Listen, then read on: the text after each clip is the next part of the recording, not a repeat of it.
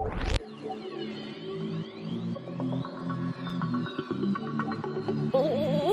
love a buttered biscuit.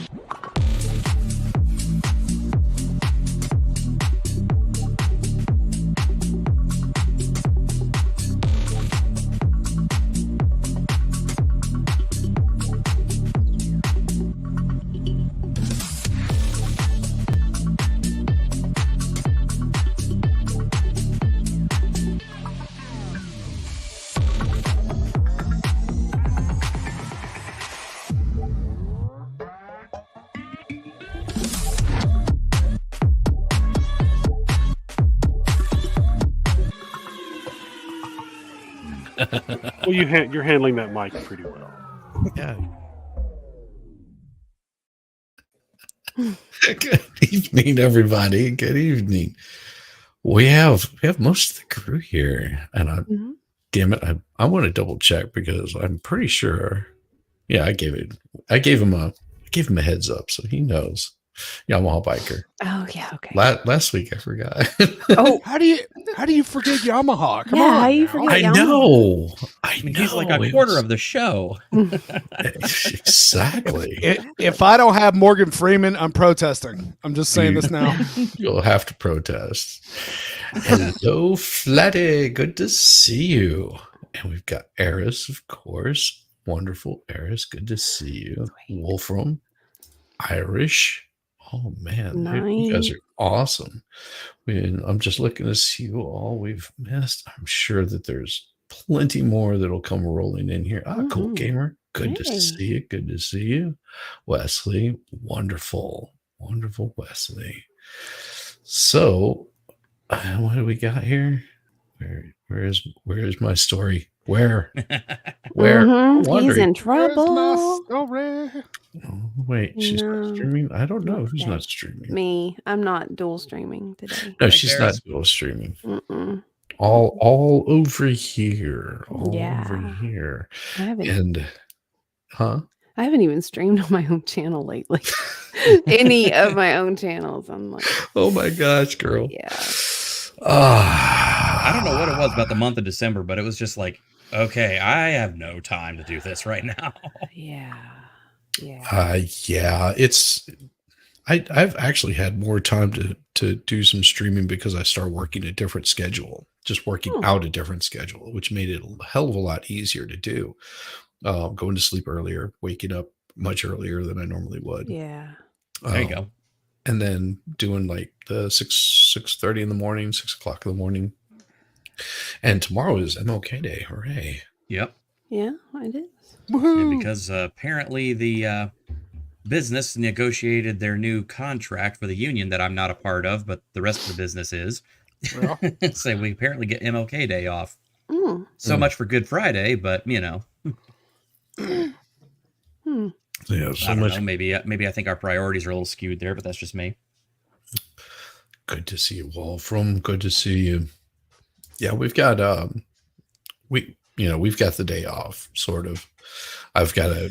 My computer will be broke down probably tomorrow night after or tomorrow Tuesday morning, maybe Tuesday morning, maybe Tuesday morning. And I just have to pull the desktop out and then fold the cords up out of the way because my room. Oh yes. Oh yeah. I was like, what's he talking about, man? Why does he do it? Oh yeah. What's he doing? I don't understand. What's up, buddy? Oh yeah. That's all right. In a couple days it'd be frozen over anyway, Shizzy. That's the plan, isn't it? Everything's supposed to get cold. Yep. So wait, what's going on again? Well, we already have. I know we already have snow in Middle Tennessee. No. I was talking about what is Shizzy doing now?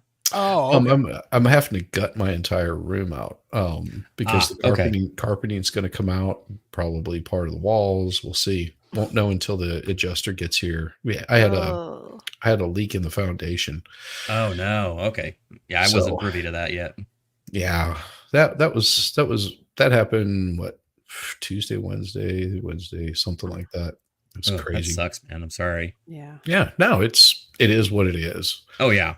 You know, that's how life goes. If you let it bother you, then well, then you're bothered. And Yep. that's a me Yeah. thing. And you still got to fix it, Yeah. regardless Yeah. if you're bothered or not. Exactly.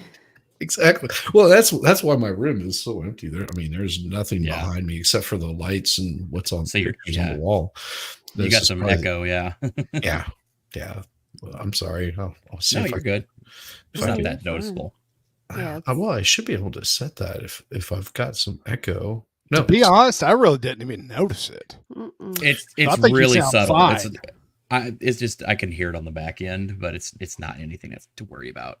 Okay. Well, that's good. At least I'm not too crazy. Yeah. Hey, how's it going, Megan? Good to Hey. see you. Good to see you. What do you guys Megan- think of the new camera? Is this working out okay? I like it. It's a little tighter in. Yeah. Yeah, it is a little tighter in. Oh, okay. That's, It could probably go out just a slight bit, but I think it looks good on you.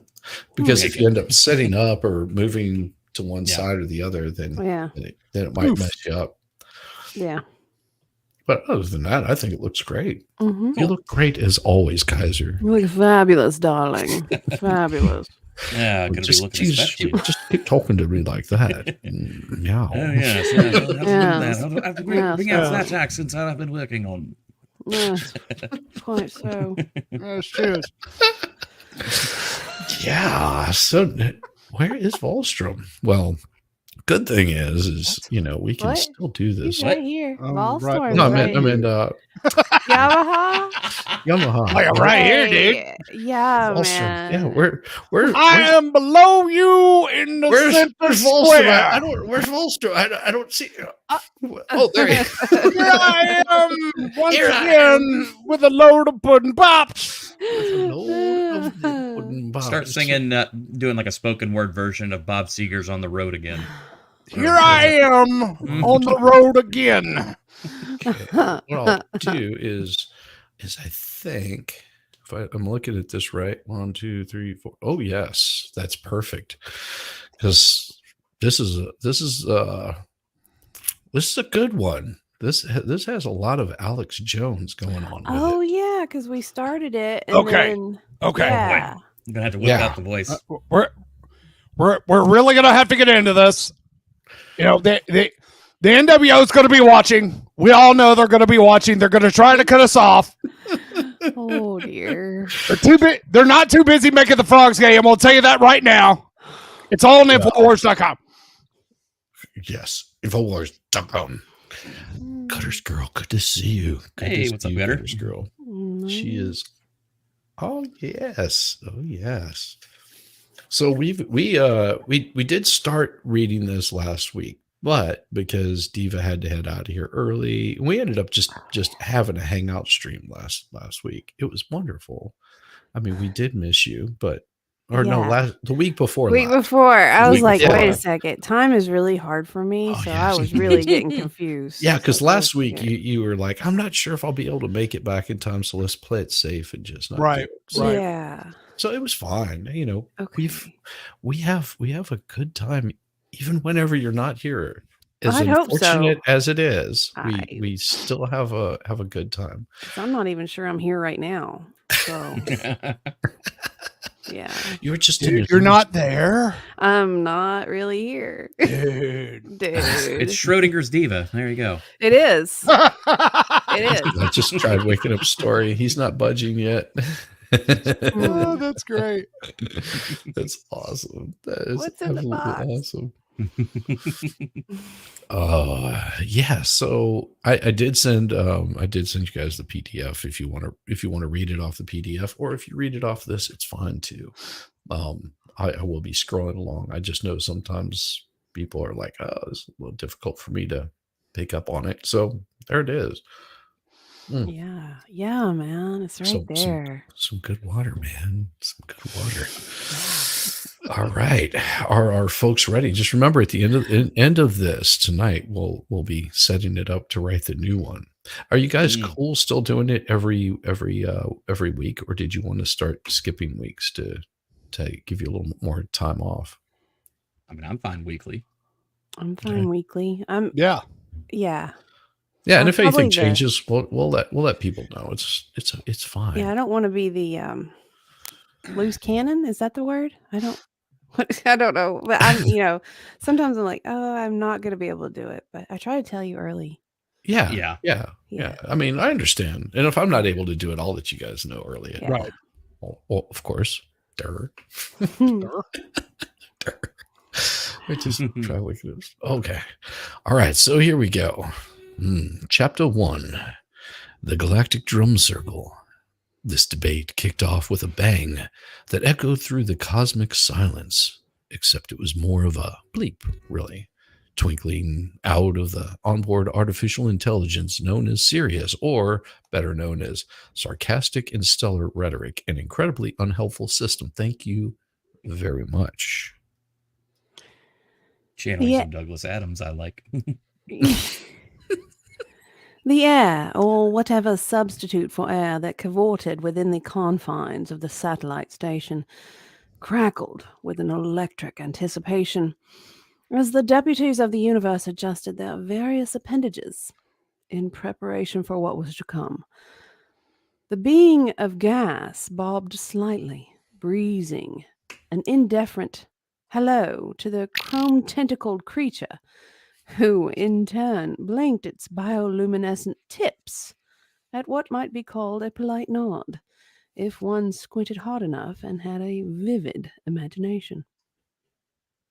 Oh, tips. Oh. Tips. Tips. Tips.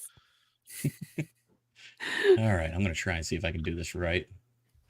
Another moderator, Alex Jones, who didn't so much as step into the room as he manifested in subtly a supernova in a library. Passionate purveyor of the conspiracy theorem, I clearly believe that if life gave you lemons, you should make lemonade. It's globalist talking. But also finds out who has been messing with your citrus supply in the first place. That was terrible, I know. Greetings, intergalactic truth seekers and starborn skeptics. Bella Jones, his voice stretching to the far corners of the room like a stretchy cosmic taffy. Buckle up with your asteroid belts because we're about to embark on the most mind-expanding experience since the Big Bang decided to have a little bang and bless us with existence. I'm already loving this story. The responses from the assembled extraterrestrial envoys range from subtle pulsations of light, like a rave, courtesy of our shiny tentacled friend, to a more languid swirl of gaseous giggle cloud sounding like a fart, and even included a rather loud clonk from robotic representative who, due to calibration mishap, continually banged his metal head on the conference table every time he attempted to nod. As the convocation commenced, Alex Jones wasted no time mixing his metaphors. Like a cosmic bartender with a penchant for over-the-top cocktail creations. He plunged headfirst into dialogues about whether black holes were just the universe's way of tidying up its room, or if the moon landing was just the Milky Way's biggest indie film production gone awry.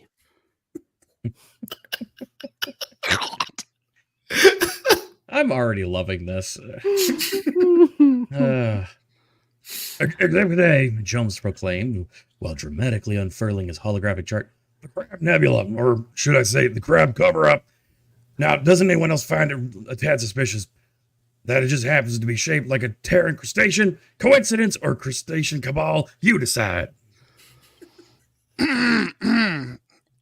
Yes, Rudy. Oh, it's my turn. The emissaries exchanged what could only be considered bemused glances if one were fluent in reading vapor flickers and tentacle twiddles. The diplomatic dance was awkward, like when you tried to offer up a pudding pop. Like a three-legged horse trying to do the foxtrot. But intriguing ideas began to surface, floating up like a seasoned comedian's well-timed punchlines. And so it spiraled onward, with Jones orchestrating wild theories and abstract proposals, all while blissfully unaware of Sirius, who interjected with perfectly timed snippets of deadpan humor that sailed over most craniums, exoskeletons, and fart clouds alike. Gas clouds. Scanning for intelligent life. Spoiler alert. Still searching. The galactic drum circle had begun, less like a solemn council and more like an avant-garde jazz assemble, playing to an audience of multi-dimensional critics. And amidst the humorous cacophony and accidental symphony of clicks and beeps and gusty guffaws, one thing was abundantly clear. This cosmic assembly was set to be one for the space-time annals. Annals? A Annals. story. A story of star-studded chuckles and interstellar intrigue, woven with the finest threads of universal wit. A nebulous corner of the cosmos, speckled with the shimmer of a billion stars. A peculiar gathering was set to unfold. A convocation so outlandish it could only bear the name. The Galactic Drum Circle. Dun dun dun. Upon the glassy expanse of an interstellar conference table, well, that's handy, forged from the heart of a meteorite and polished to a tangible glow, the seats remained eerily vacant, humbly awaiting the arrival of their cosmic contenders. Cosmic contenders, you Yeah. say. Yeah, it's cosmic. From the far reaches of the universe, a siren song of destiny buzzed through the sub-ether. An invisible invitation that tiptoed across space-time, whispering, cajoling, commanding presence. The void, a vacuum of blackness adorned only with the flirtatious winking of starlight, held its breath as distant nebulae twirled like gauzy skirts in the grand cosmic dance. Their hues of amethyst and gold, the very color of What? What? I just saw you motioning out of my corner of my eye. He's dancing. It's dancing. He's dancing. I thought been you were trying doing to get that. my signal, like, I thought you were trying to tell me I was muted or something. He's Jeez. dancing No. in his gauzy skirts. I was He's dancing looking my so gauzy pretty. skirt. I was so sexy. You look so pretty. I might as well just go full Thank Robin you. Leach. Twirl their gauzy skirts in a grand cosmic dance, their hues of amethyst and gold, the very color of unreality, settling the stage for what's about to unfold. That's a good Robin Leach. I'm Robin Leach with a voice so loud, even animals go, "How the hell are you?"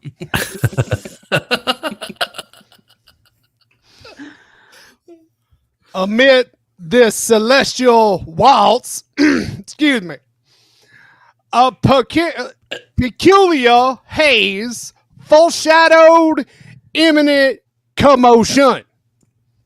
A prelude to the eclectic ensemble destined to ripple through the galaxy's otherwise tranquil domain. Subatomic particles pirouetted around drifting space dust, casting intricate shadows that teased at the shapes of entities not yet emerged, hinting at the personas that might soon grace this galactic stage with their formidable presence. If you don't put your baby sister down, I'm going to show you my formidable presence. Thank you. Thank you. I'm sorry, I was not prepared for that, and I just about choked on a Dorito. Thanks for that. You're welcome. Always be ready. He swept us around. Ooh. As time unfettered by the laws of earthly seconds and minutes continued its dark march, the station, a satellite of sorts crowned with a menagerie of antennae, and pulsating beacons, gurgled with life, its mechanical innards chirping and whirring in anticipation. The omniscient computers there blinked their many eyes interfaces, performing the cryptic calculus required to align dimensions, choreographing the metaphysical mechanics necessary for each summoning. The first to arrive, through a shimmering portal of light that folded like origami, was a creature outfitted in an exoskeleton of burnished chrome, its tentacles dipped with the soft glow of bioluminescent lamps. It glided to its appointed place with a grace that belied the complexity of its myriad limbs, each movement a testament to the elegance of evolutionary happenstance, drawn from the deep wells of a watery world unknown. Now I don't know what to do with my hands.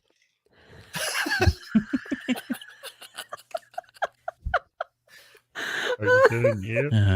I don't know what to do with my hands. Next, there came a whisper, a cosmic breath that preceded the entrance of the being formerly an entity entirely of gaseous swirls, and has said to kind of can't do this one with the raspberry.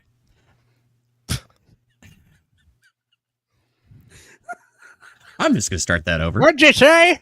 I couldn't hear you. Next, there came a whisper, a cosmic breath that preceded the entrance of a being formed entirely of gaseous swirls, a sentient cloud filling with a kaleidoscope of colors that spoke of gaseous oceans and atmospheric dreams. It settled into his chair, a marvel of magnetic fields capable of cradling the incorporeal, with a nebulous nod of the chrome-clad diplomat brother. Oh yeah. These beings and others yet ensconced in the wings of reality lingered on the cusp of revelation. I said they lingered on the cusp of revelation. There are reasons for gathering shrouded in mystery that accompanies the specter of great debates and disputes to be played across the void. He didn't say across the street. He didn't say across town. He said across the void. Oh, that void. Each arrival lent the sense that something monumental teetered on the horizon. That's right, it's teetering. It's teetering. It's teetering on the horizon. Yes. Yes. A narrative thread quivering with the potential of unspun stories, alliances to be tested, and cosmic ideologies to be challenged. Where are they going to be challenged? They're going to be challenged ahead. They're going to be challenged up ahead. They're going to be challenged in the chapters up ahead. Can I get an amen from the congregation? Amen, brother. Amen. Preach. The satellite station continued its solitary orbit around a star that had no name. Only the silent whispers of the universe could speculate what Chapter 2 might unveil when the moderators of this intergalactic symposium, a figure both admired and admonished by the name of Alex Jones, stepped into the fray, wielding his notorious conspiracy theorem with the fever of one of those convictions, whereas unshakable as the immovable celestial bodies themselves. I just kind of love that we went from Volstorm's just perfect, like just preacher vibe, and then suddenly just like boring English. Ups and downs. It's like a roller coaster. It is like a roller coaster. It's like changing the radio station, but they're saying the same thing. What? What's happening, man? It's like the I old, love the old this. radios where you just press search and you keep pressing it. You keep pressing it. Go from station to station to station. That's your normal name for this story. It's not that normal. Oh Not my! I normal. cannot tell y'all how much I miss this. I know it is funny. Well, back in my day, kids, we didn't have no satellite radio with presets. You just had to search through the damn thing to see if you could find something that come in that didn't sound like static. Digging on the radio. You know, as a kid, one of the games that we would play is we'd be watching the television. You know, whenever you first had cable and Yeah. you had a little remote with the cable and you could switch channels really fast.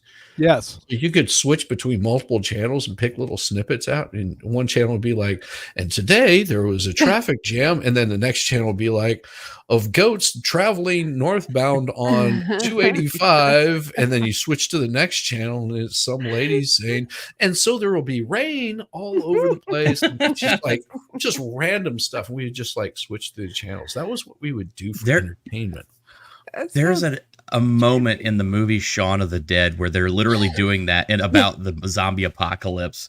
Yeah. And it's like every single time they switches the channel, it's like literally saying exactly what's going on outside, but the TV channels have nothing to do with each other. I gotta find that now. I haven't seen that movie in a while. I need to watch it I again. love that movie. It's such a good It's movie. so good. It is good. So good. That makes me feel trippy. So I'm gonna read this like I'm tripping, man. You sure? Yeah. You want to trip like I do?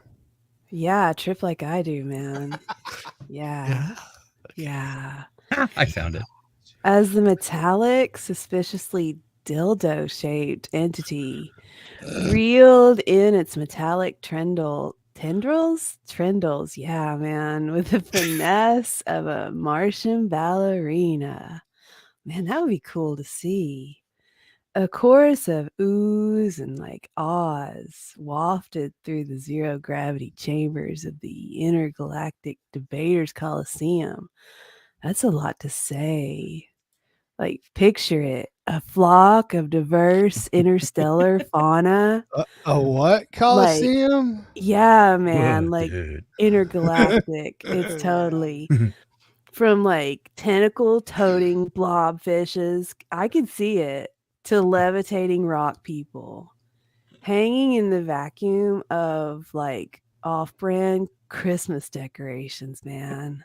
Wow. Yeah. You're so cool. It's trippy. It's so trippy. You want some more shrooms? Yeah, man. All right. Whoa. Dude. Dude, man. Dude, All right. Wow. This cosmic circus, the city of candy puff, or the gangster's cloud for the layman was just showing off, throbbing with all the hues of the interstellar rave party. Look at me, changing colors faster than a chameleon at a disco ball. It seemed to breath, sprinkling its technicolor dream dust on the metallic sheet of the highways like refrigerators tapping on the lube. And what's this in our midst? It's the grand entrance of none other than Alex. I'm always right. Jones, our esteemed moderator, whose all ideas and no volume knob, much like the person who's reading this. Cue the grand holographic spectacle interrupting intergalactic mingling like a bad commercial break. Jones' mug flickers into view like a glitch in the Matrix. Suddenly, the overbearing confidence of the man invaded the hallowed council like an odor too strong to ignore. Or Diva's perfume.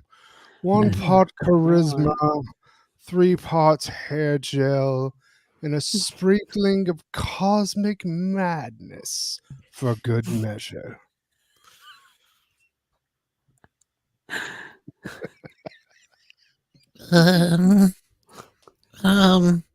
Adjusting their translators akin to humans fiddling with rabbit ears and and antennas on their old TVs.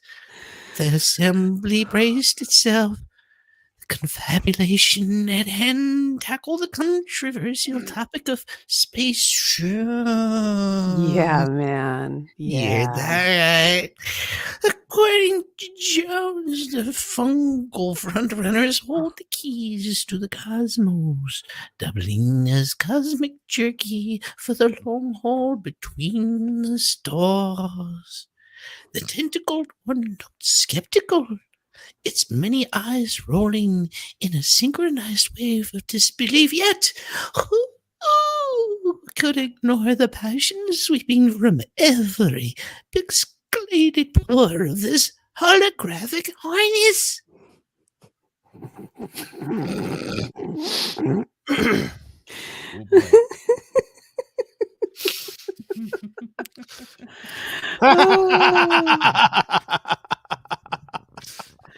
Each delegate was caught in a tractor beam of Alex's words. Their minds whirling with possibilities like hamsters on gigantic wheels.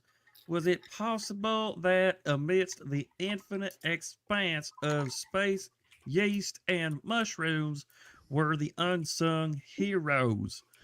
Even with the most hardened skeptics among the audience could feel the splinter of doubt wedging its way into their crusty exterior beliefs. I don't know what the hell that's about. Really quick, Kaiser, I don't know. There's something going on with your mic. Whenever you talk like really loud, it tends to clip it out. And then whenever you were just now talking, the volume was really low. Huh. Hang on a second. Let me check my settings. That's cool. That's fine. Yeah. I just noticed that, like, having a hard time hearing you on some things. Like whenever you did your ASMR, we couldn't hear you at all. Yeah, I couldn't hear that at all. Yeah. Yeah. I could read this ASMR. Go for it. It was the symposium. What's this one right here? Wait, where are we? The symposium. Well, that was what you just did. Yeah, Sorry. that's what. Symposium. Yeah. Sorry. There you go. Where are we? Yeah. Special. The symposium. Initially a model UN meeting in space. Space.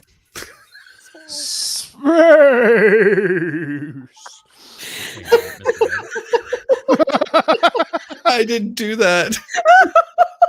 Did AI mean to write it that way? I don't know. Had morphed into a theater of the bizarre, where wild conjectures did the tango with cold, hard facts. As the curtain fell on the chapter of confounding theories, every delegate hovered. Oh, they hovered on the edge, like a human about to hit send on a text, confessing their love to the wrong person. Who's the wrong person? It happens all the time. Okay, I'm gonna read this. No, I already hit send. It's fine. It's fine. The hologram of Alex Jones stood resolute. Our interstellar ringmaster of mystery and grain of salt wisdom. I put salt in my beer earlier. Yeah. Thus, a smorgasbord of intellectual sparring on the horizon. Oh, thank you. As expensive as the cosmos and just as likely to involve an alien wearing a tinfoil hat. And I could do that sober. Sounded pretty good to me, man. That's pretty good. I thought Don't you you were think? spot on. That's so good. That's so good. Is this any better? You guys can. Oh, a drink. Now your volume. Hold on just a second. Give me Let's hear. just a second. Let me Listen. do an adjustment here. Edit mic settings. Okay. I want to turn this on real quick. Talk. Is this okay now? Am I better, worse? What's the situation? Sound fine. Sound good, Sound man. fine. All right. Do your Elmo real quick. Just belt something out. I'm a read. Doesn't like it when with his technical difficulties getting the way they Hold did. on. Pause. Yeah. All right. Give me a second. And I'm going to check something here. Edit mic settings. And we're going to turn that off. And we're going to hit this. Do it again. Hello, Elmo. Testing, 1, 2. I should have done this stuff earlier. I don't know why this is happening now. So I've got you up 100% and it hasn't changed your volume whatsoever. I mean, I've got you at 200% and it didn't change your volume at all. Weird. While you were doing Elmo. So I could think still hear it. I could hear it, but yeah, I can hear it. It's not quite. if you talk, talk again. I mean, just normal. I mean, just normal. It's still low. Mm-hmm. Okay, let me try this. How's that? Now do Elmo. Is that a lot? Is that any better or is that any worse? I don't know. Try Elmo. Try Elmo real quick. Okay, Elmo's doing it loud again. Elmo's drowning. Poor Elmo. Elmo's drowning. Sorry, I was trying to. That's fine. Bring up your volume more on your side if you can, not on the. Yeah, I mean, not in StreamYard, but on your side. Yeah, I'm gonna have to raise it up on my actual microphone software. Give me a sec. Yeah. Oh yeah, excellent. Thanks, Rabbit, for doing that. Appreciate you. Oh, it's at 50. I'll go ahead and bump it to 60. See how that does. Say it again. Okay, there it is. Anything better? All right, now do Elmo. Testing 1, 2. Elmo 1, 2, 1, 2. Much better. There we go. That's better. Okay, I don't know why it was clipping me. Well, I think it was there might have been something on your end that has like a noise gate that will only let it peak so high. So yeah, I looked at my settings here, and I mean, so my audio software does actually have like an AI noise cancellation, and that's fine. It's never had any problems. I went into StreamYard, and it said that the noise gate for StreamYard was still on though. Right. So I turned that off, and then we tested the volume levels. Yeah. There we go. We're good. Okay. We're good. All right. We're good now, man. As long as it doesn't get in the way of my Randy Savage. Yeah, that's much better. Yeah, it's a lot better. Okay, well, that sounds good. I'm happy with that. Where we at? I'll go ahead and do it, and then we'll cycle our way back down. Yeah, man. Let's see. Where was I again? Oh yeah, like in the cosmic, like cornucopia. Yeah, that was Chupacabra. That was well. That was interstellar conference satellite. The air is like thrumming with the sense of anticipation, thick enough to spread on like a slice of like intergalactic toast. Yeah, cue the confetti of cosmic and titties. I like titties, each more bizarrely. How are titties adorned like more than the last? I like adorned titties. So there was like this chrome clad, like Octo Butler, weird looking dude. He was like twirling its tentacles like one of those little dudes at a maitre d' thing at a sushi restaurant, like Squid Man. Yeah, man. And like, like Salvador Dali, like that weirdo, with a little mustache dude. And then there was like this fart there, and it was hanging out with this sentient like nebula thing, and it was on a weightless sojourn of some sort. And he was having a grand old time playing a solo game of Celestial Twister with itself in the corner. It was really perverted, like like conference room, just like nude Twister titties thing. So weird. Up above, where one might squint for a glimpse of a sun or perhaps a nice crescent moon, was instead the eternal void of space, lit only by the conference's chamber's interior design choice that could be described as industrial chic meets starry night. The shadows cast across the attendees suggested a cosmic dance off where the dark matter was having a rather good shimmy against the wall. The news voice gets me every time.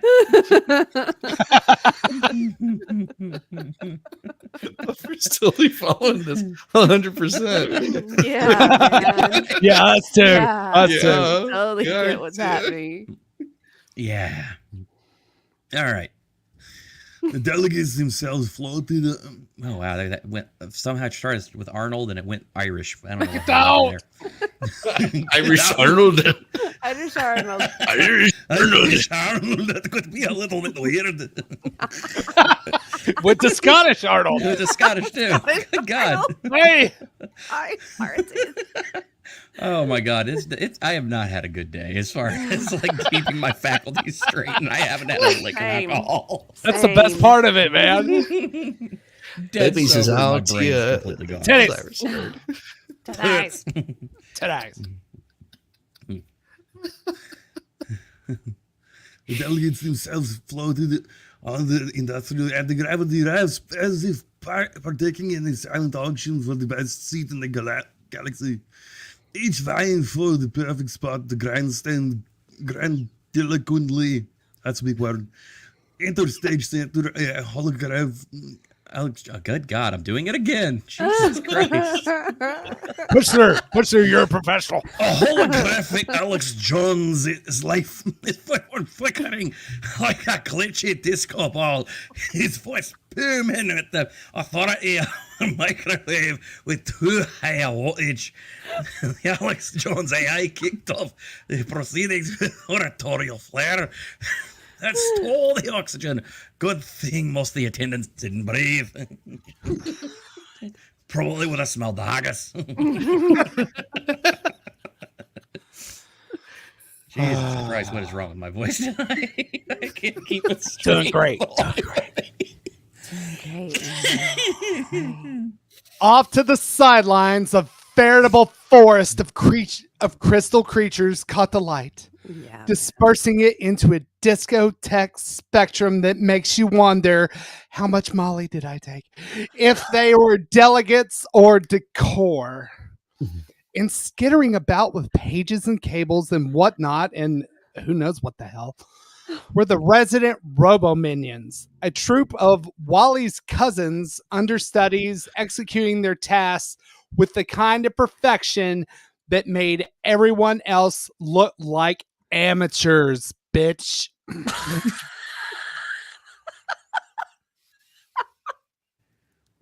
Okay. In the unassuming corner, the universal interpreter weaved fibers of communication. A textile linguist who spoke with a symphony of senses. Touched for the rock creatures, smells for the pains from Gilly's interpretive dance for the communication pleasure of others. What? Communication pleasure of others dance. Strip club. What? Yeah, Dance. that's what it sounded like. I'm in love with the stripper. Dance, dance, dance. Boots and pants and boots and pants and boots and pants.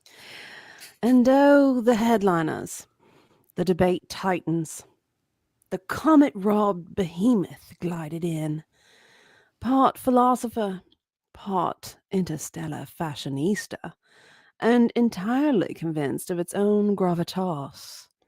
Another contender shimmered, made up entirely of hieroglyphs that looked like ancient emojis telling a story that very well might end with, and the universe said, BRB. Quite so. Hey, Sean Bird. Good to see Hey. you. Hey. Nice to see you, Sean. Mm. All right. I'm going to try it again. As the great minds of the cosmos position themselves for the great exchange of ideas and the occasional side-eye, the room hummed with silent calculation, strategy hanging in the air like Saturn's more dazzling rings. It was the twitch of the antenna here, a color change of thermal display here, each nuance another piece of the galactic chess game. The stage was set, the players poised, let the interstellar game of wit and wisdom begin.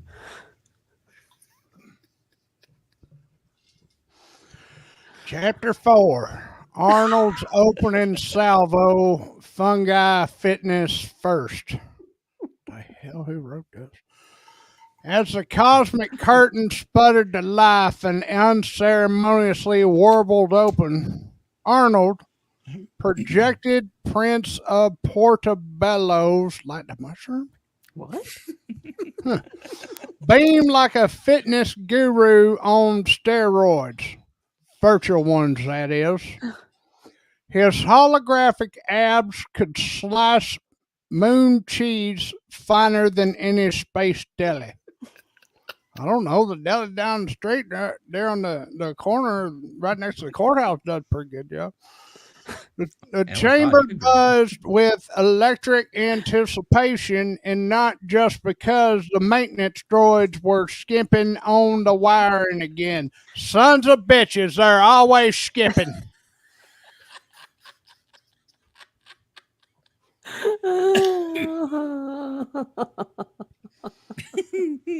Told you gotta watch them damn things. Well, then they ding all down on dildo and they shimmered and reflect there here at the guest dut and throwing up lights around the disco ball and then I didn't cross and then meanwhile dinging all down on gas will how and hand hit a being. Hardest thing to read that season and on ding down saying that it's Nintendo with the streamer couldn't just trust clout no poke face. Boomhauer, that was a great job.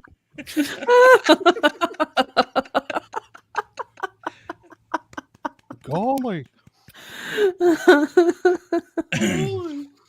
Oh, and let's not forget the crystalline audience members tinkling away with what could only be described as geological guffaws of rocks, if rocks could indeed laugh, or even had a sense of humor. Their lights flashed in patterns that said either marvelous or I can't believe he's still nattering about fungi.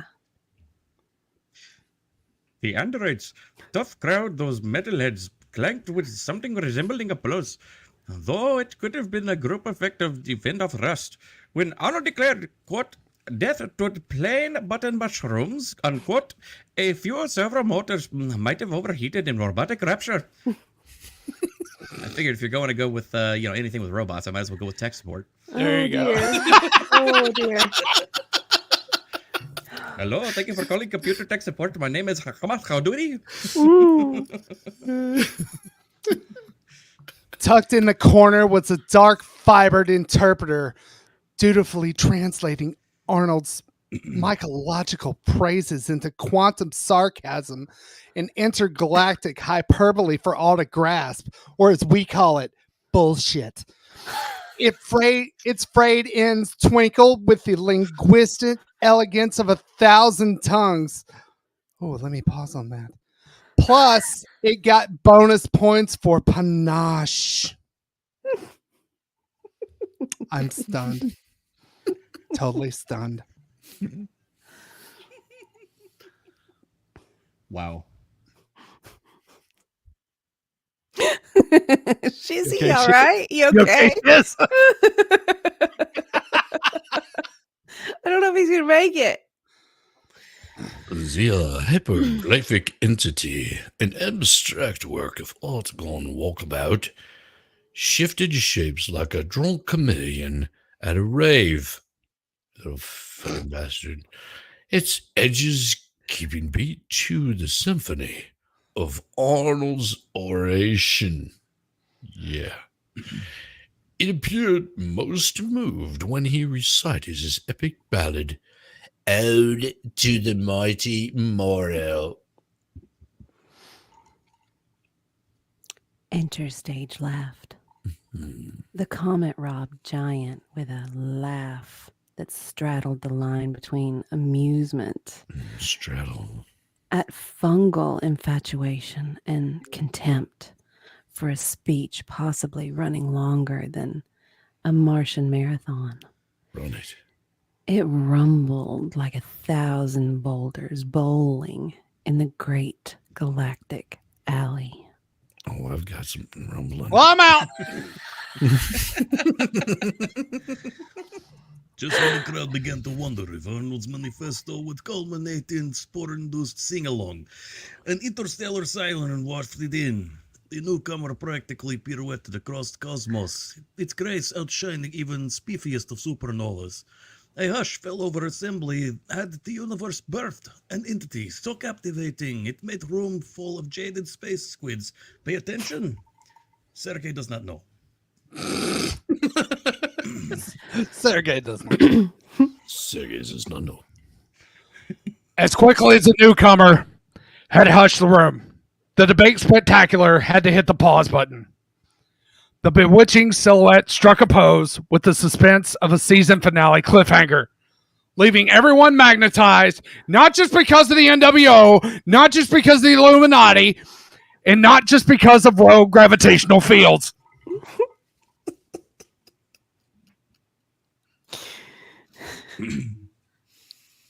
I might. And there we floated in that electric hush of anticipation. Bets were placed. 5 quasars on it being about asteroids' rights. Breaths were held. Hold those breaths. Or the equivalent of those that racket lungs. All awaiting the counterpoint bound. Just a stir. Oh yes, stir deeply. Down deep that space pot. Yes. There's space pot now? The light years ahead promise debates feistier than a cat on a hoverboard. Oh, the stories the stardust would tell. Just to see the look on Kaiser's face when I did the cough. Yes. That was totally worth it. That was almost a spit take.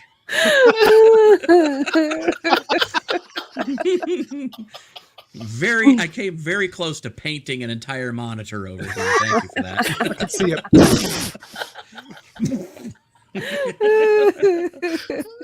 Oh, wow. Oh. Well, we got his microphone fixed. Now he's going to have to fix his monitor. Yeah, now he's got to fix his monitor. Good thing I got an extra. Chapter 5, Cosby's Counterpoint, the pudding-proof perspective.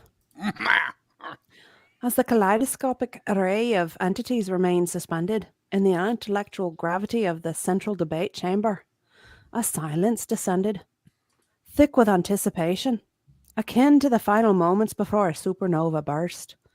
Only this burst would be of the rhetoric rather than radiation. Onto the cerebral stage stepped a new contender, an animated hieroglyph being, its form a dynamic tapestry of shifting symbols that conveyed not only language but also a profound cultural richness, akin to a library caught mid-explosion. That sounds dangerous. It had been millennia since such a being graced the confabulatory Colosseum. Lord, try to say that 3 times. And its presence now underscored the gravity of the discourse that reverberated off the chamber's metalloid walls. Good Lord, this is a tongue twister. Hey. Which had, up until this moment, vibrated with the harmonious intensity of a star choir. Did you say vibrator? I did. The vibrator's Inadvertently. going right on. I did. Rumbling. You got me attention. The newcomer's entrance caused a shift in the room's atmosphere, almost perceptible even to the non-breathing attendees. Whoa. The crystalline entities refracted like light differently, man, as if to mirror the mood of the room. while the comet tail robed behemoth shifted its bulk, causing a localized gravity well that tugged faintly at the metallic flakes in the air. Locked in an argumentative stasis, the silver dildo-shaped creature paused, its limbs frozen in air, like as if held by invisible strings, man. While the robot's servos whirred quietly, recalibrating its preparation for the looming dialectic duel. With immeasurable dignity and gravitas, whoa, the animated hieroglyphic being motioned, and the dark fibered interpreter who stood by like an academic accolade waiting the prophet's word, hunched over with their multilingual console, preparing for a translation challenge of potentially historic proportions. Whoa. Oh, they gave you a mouthful. That was a lot of words, man. And I don't think they meant anything, like, at all. Like, it was just like words. and It's stuff. like a lot of words, man. Yeah, man. It's like It's so words many and words. I'm not So used to saying that many words. words at once. That's a lot of words and It's a lot of stuff. words and stuff. Lesbian. Our new contender's thematic volley, dubbed the Pudding Proof Perspective, was nothing short of an intergalactic gustatory revelation. With the depth of a black hole singularity, it posited that the true measure of a society's development and prosperity lay not in the technological advancements nor in militaristic might, but rather in the sophistication of its desserts. The crux of its argument being the cultural significance of pudding, or perhaps the pudding pop. The chamber, normally an arena of stern logic and piercing intellect, found itself momentarily ensnared by the obscurity of this confectionery conjecture. Indeed, sugar, spice, and insights into societal sweet spots became the new currency of the debate.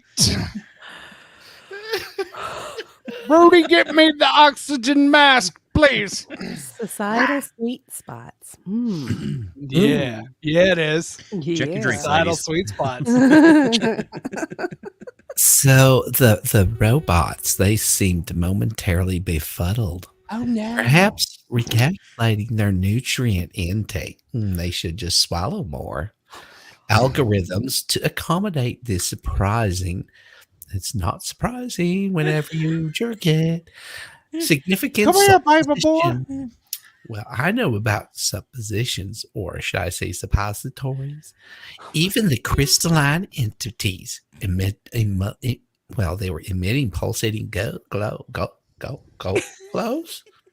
I feel so special. Come here, you 'Cause son of a bitch. it had little glows for it. Of perplexity, casting prism-like questions across the faces of their fellow conferees. The debate intensified, and what had become as a simple exchange of ideas was now just a spectacular display of cerebral fireworks, like an explosion in your mouth, but on your face instead. And they were sending sparks of insight ricocheting around the room like a cosmic pinball game. Oh my god. What the hell is this? These mental images. Oh Lord.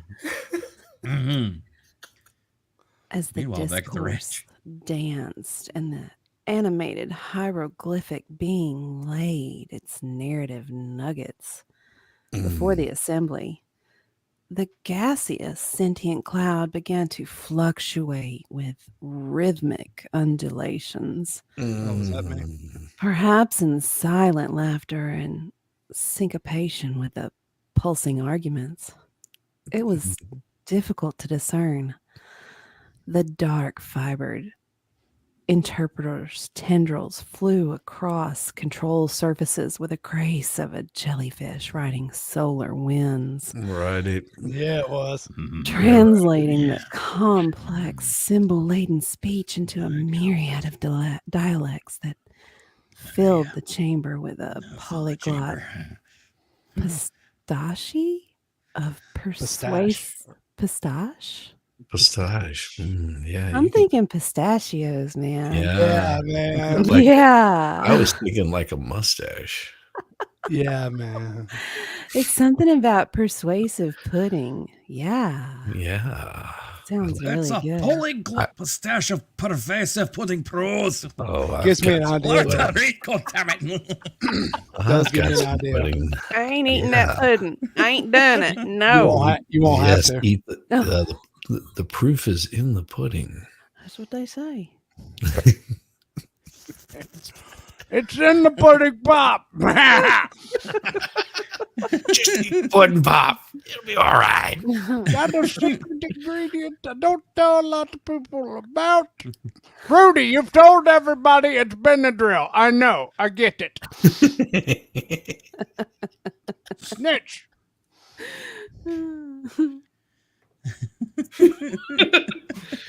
It's all right.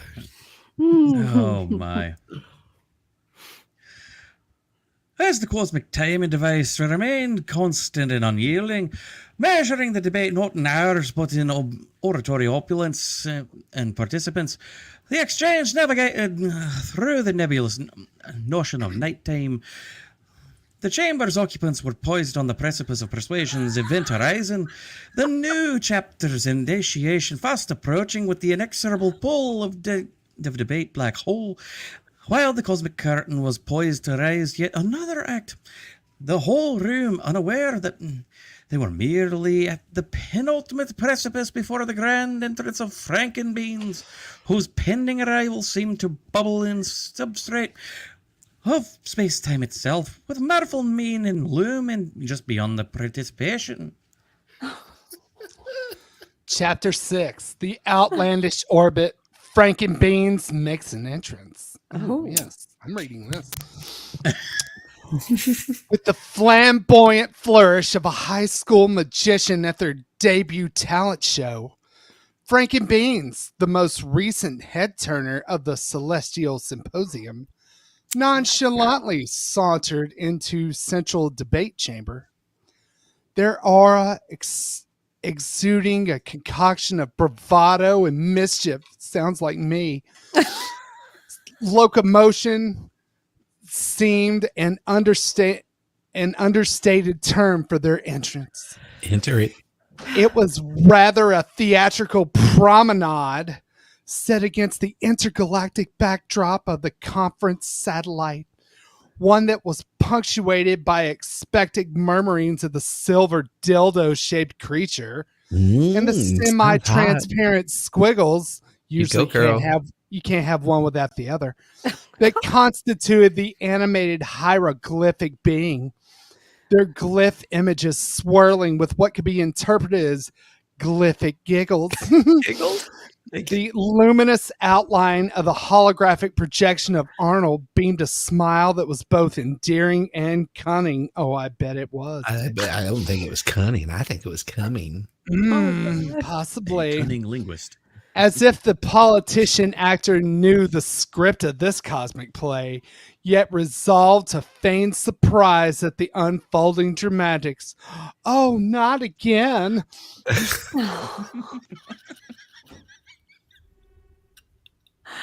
Oh my gosh. And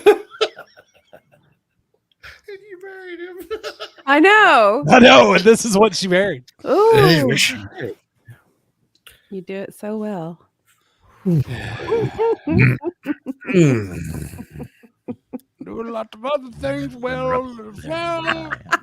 Just saying. Yeah. Got to get the job done. Gotta get the job done. In the central debate chamber, a marvel of cosmic architecture, with its ambient lighting that seemed to pulse the beat of the universe and reflective surfaces that drew back distorted images of attendees. I'm hungry. Termed with the excitement bordered on the edge of chaos. It was as though the randomness of quantum fluctuations was manifesting in real time. You sound constipated. Squeeze one out for America. Let it out. Just let it out. That's the only way you'll get satisfaction. Never like this. One piece spiral what looks suspiciously like rhinestones, albeit one forced from condensed starlight. Honey, I think he needs a suppository. I think he does. Twinkled in your official luminescence. You're so dirty. That failed to mimic the brilliance of the supernovae. Yet did a commendable job of setting the stage for the debate about to unfold. Audacious, albeit completely oversized top hat, wobbled like a sedated bubble. The top cascading waves of what can only be described as a cosmic fabric, defined by the gravity confection once it fell swoop. Oh, you all Sounds like right? Shizzy's trying to Okay, can squeeze we- out a worried 2-pound about butt you. burrito. We need to take a minute for Shizzy because not only are these paragraphs getting longer and longer, but the amount of energy that it took to be able to imitate somebody trying to take the biggest shit of their life had to take a lot of oxygen out of you, man. Yeah, it seriously said like you were trying to squeeze out a 2-pound butt burrito over there. Right. It did sound a little painful. It would have been little. easier to squeeze out a 2-pound buff burrito. Ooh, Lord have mercy. The crystalline entities, locked in their perpetual lattice dance, refracted spectrums of light across the assembly. Their silent twinkling, a visual symphony that contrasted with the thrum of gaseous sentient cloud. That just sounds disgusting. The cloud rippled with hues of an oncoming storm as it pulsated to the rhythm of the conference's underlying currents of contentious yet convivial dialogue. How many C's can you put in one sentence? Not to be outdone, the robots stood rigid, their mechanical joints whirring with a frequency that belied the tension in their metal frames. Servos adjusting to maintain optimal observational angles of Frankenbein's antics. Keep that voice up. It's not the only thing that's going to be rigid. Do you like that voice, Volstorm? I could do it more often. Yes. Yes, whatever you would like. One day I'll have super chats available and you'll be able to send me a super chat. Yes. I thought I did that anyway. Well, yes, you do. Yes. Mhm. Yeah, I'll do that. Listen to super chat. Yeah. Yeah. Shut up, bunghole. Get up, man. Oh. Damn it, butthole, try to score. Whoa. Throughout the chamber, the small happenings, the twitch of a tentacle, the spark of crystal, the minuscule mechanical adjustments, the cloud chromatic dance created an atmosphere, right? With potential every subtle action, the prelude to the gravitational pull of the next chapter. The chamber itself seemed to pause its variation networks, or various networks if you know how to use words, and systems syncing with the cosmic timing that remained maddeningly constant despite the seemingly erratic pulses of proceedings. Seriously, how long are they going to take before they actually get to the damn debate? This has all been set up. I feel like I'm getting gypped here. This is funny. Sean Bird, I put my arm around the light button and asked it how started to cry.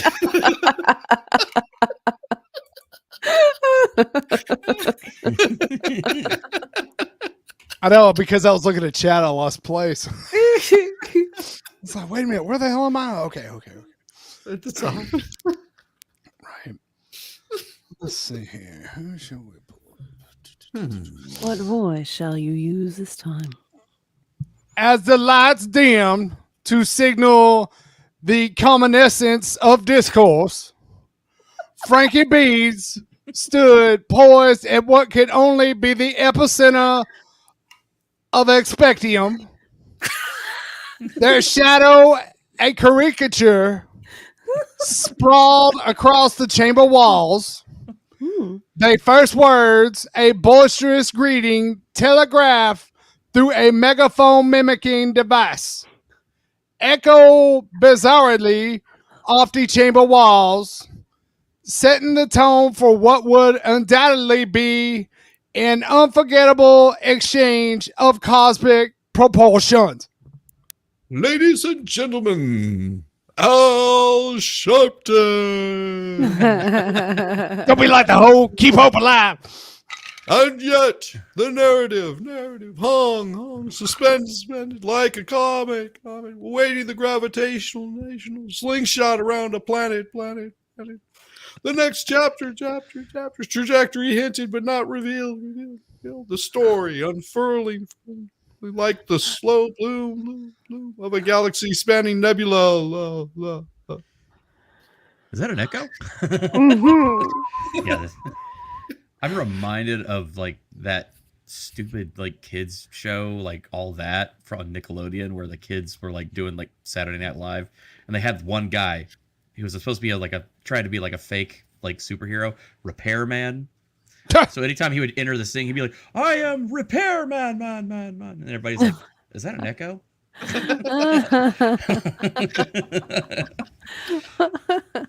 can't be the only person who remembers that from being a kid, but that's just me. Wow. Bathed in the artificial climate-controlled glow of the central debate chamber aboard the interstellar conference satellite, the motley crew of cosmic constituents marveled as Frank and Beans orchestrated a grand entrance. It was a scene dense with tension, and the duo's caper had sketched a visage of incredulity, that's a hard word for even a newscaster to pronounce, upon even the silver dildo-shaped creature, whose tentacles quivered with a dubious rhythm.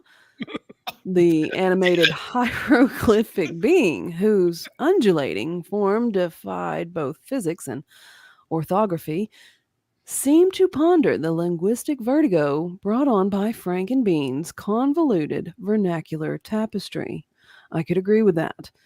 Amidst this image, the sentient gaseous cloud, a colorful nebula contained in the room, swirled with an apparent mirth that suggested it found the entire affair more entertaining than disruptive. I love the fact that it's dildo shaped and has tentacles. Yeah, that's shaped tentacle. Something. Okay. The weed wager, an agenda item that had germinated from the seed of controversy, was about to take root.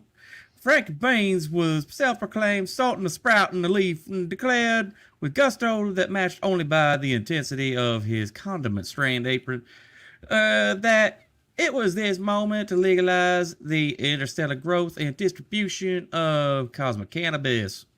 Sure. His words were met with the spectrum of reactions. The holographic projection of Arnold poised the stoic in observation, flickered up momentarily, perhaps in a simulation of human bemusement. The crystalline entities refracted ambient light and demanded spectacle post in synchronization to an unheard symphony, possibly aligning along their own crystalline stance on the matter. Damn, Whip, somebody go get me a pack of Cools. I can't read this shit.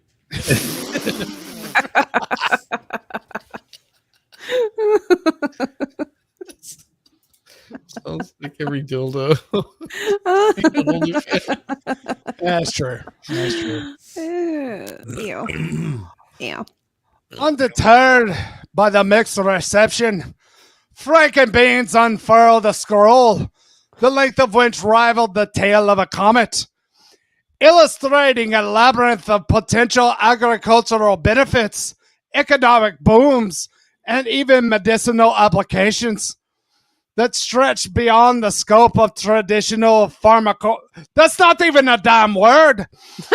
This treatise on botany and interstellar legislature wound around the chamber, sneaking past the robots who audibly clanked their support, Sneaky little bastard. their mechanical heads nodding with the weight of calculated agreement. Even the dark-fibered interpreter, who nobody knows why the hell that damn thing's there, whose purpose was to translate the untranslatable, like most of this story, seemed momentarily lost for words, its fibers dimming as if to mimic the quiet ponderance of a brooding poet under the soft kiss of twilight. So weird. So weird. Every time we've read a story, I keep thinking it can't get any weirder. It can't get any And then the weirder. next story comes up. Yeah. Can't get any worse, can he?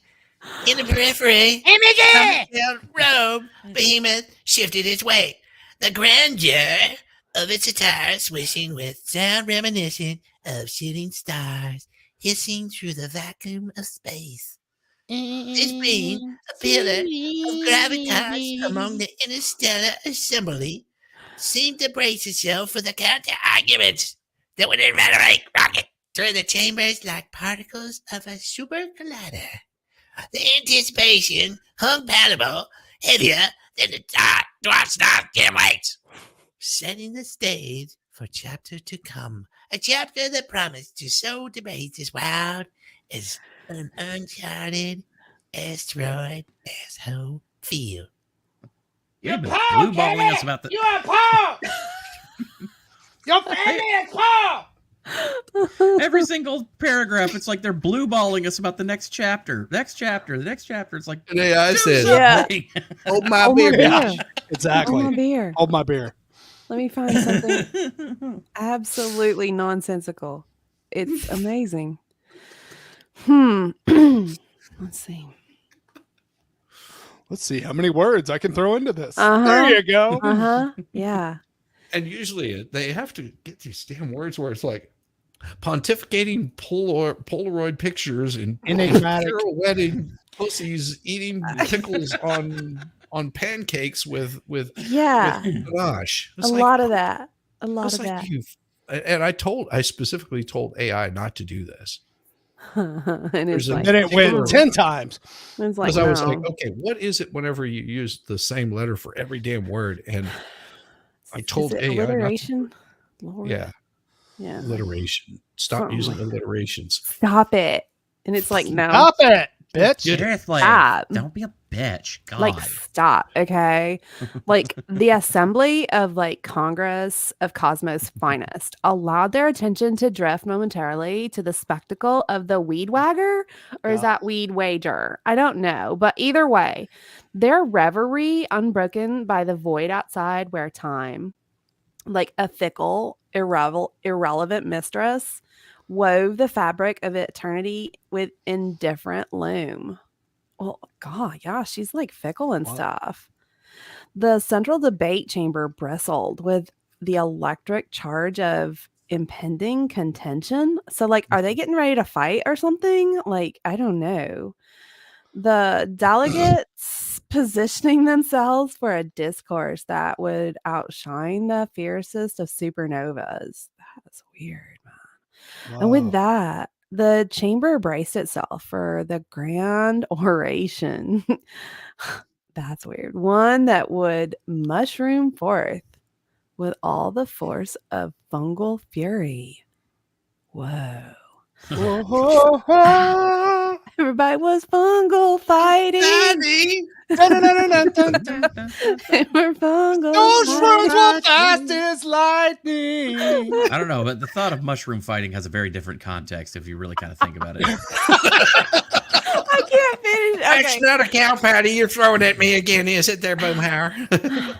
like a prelude to the spectacular clash that would unfurl in the next chapter of this intergalactic saga. Like, what does that mean?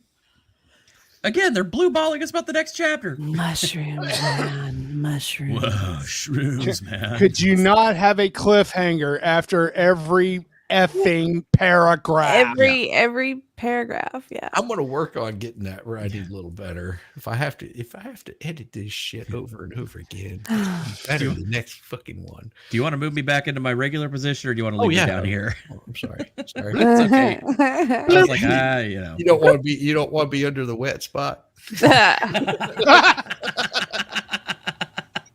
Ew, it's sticky. Hell. Somebody get me a towel.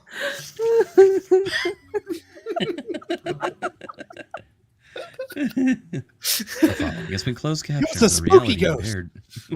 Spooky ghost. Oh my goodness. It's ectoplasm everywhere. Ain't ectoplasm, son. Ain't ectoplasm. Hey man, bring that mop back in here, okay? He slimed me. I feel so funky. Oh, okay. I gotta get in the zone. Yeah, With AutoZone. AutoZone. Damn it, y'all beat me to it.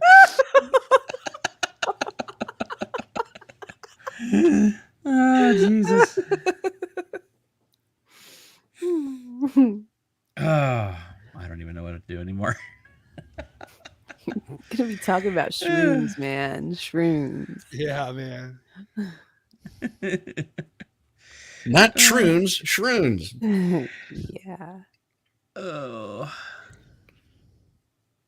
As the Interstellar Summit progressed, the delegates, an amalgamation of the universe's most peculiar phenotypes, braced themselves for what promised to be an earth-shatteringly mundane conversation on the cultural ramifications of mushroom cultivation.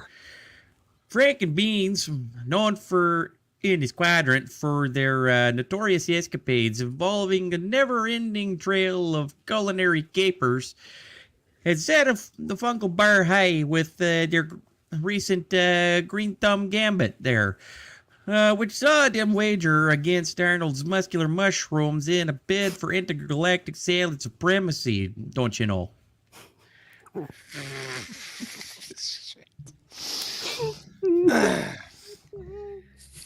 At some point, I just had to bring out the Minnesotan there. Of course you did. Of course. You did, don't you know?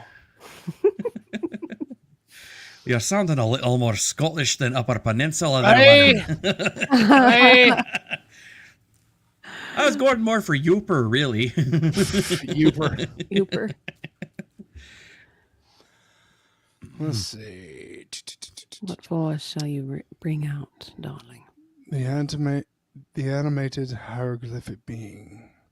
A scholar from the dusty dunes of Glyphos 4, its form flickering with ancient wisdom, pondered over the implications of spaceballs while exuding silent streams of thought. Well, they may be silent, but it's probably visual. Yeah. Which, if audible, would have resonated with the subtlety of a serene sonnet. Next to it, the silver dildo, shaped creature from Zephyron 7. An aficionado of agriculture with appendages capable of sowing seeds across several acres in mere moments. Ooh.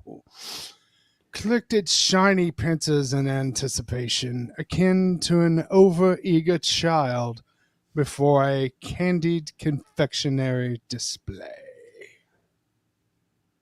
Where the hell's Zephyrion anyway? I'd say it don't sound like border here to, that's... Damn it, Bobby.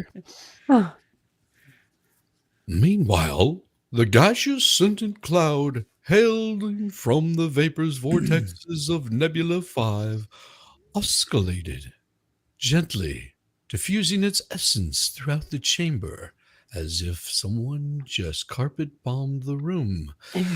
as if to imbue the air with its perfumed perspective on puffball proliferation or some gay shit like that.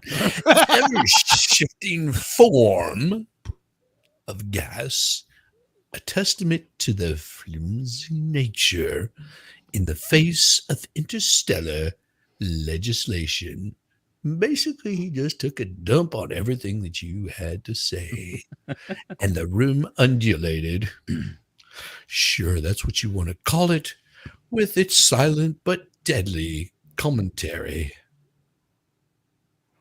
On the far side of the chamber, the holographic projection of Arnold, whose muscular definition remained impeccably rendered, despite the distance and disinterest of real physics, scowled with a determination that would inspire even the most stoic of crystalline entities in attendance. These beings of lattice light reflected the proceedings with prismatic precision. Oh my God. Their surfaces glistening with the spectral dance of interlocked debates and spectral suggestions. Aye. Robots, their silhouettes heavy and hulking against the starlit void beyond the transparent aluminum windows, lumbered forward as if the gravity of their opinions weighed down on their metal-clad limbs. Their hydraulic whispers harmonized with the rhythmic hum of the satellite's life support systems, crafting a background score for the symposium of species. Among the cacophony, one could nearly discern the dark field interpreter. Okay. A creature of shadow and silken thread, whispering summaries into the earpiece of an inattentive comet-tail-robed behemoth, who seemed far more interested in the particle buffet than the political pontification. That's for you, Eris. Just for you. Just for you, Aries. Yeah. Well, as the debate raged on, as verbose as a supernova, but significantly less incendiary.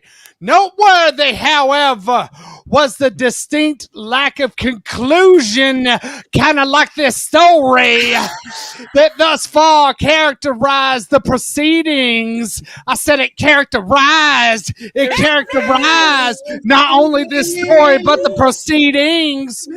Every argument sprouting a counterpoint, every statement spawning a soliloquy in a recursive loop of diplomatic dance. It danced and it danced and it went on and on and on.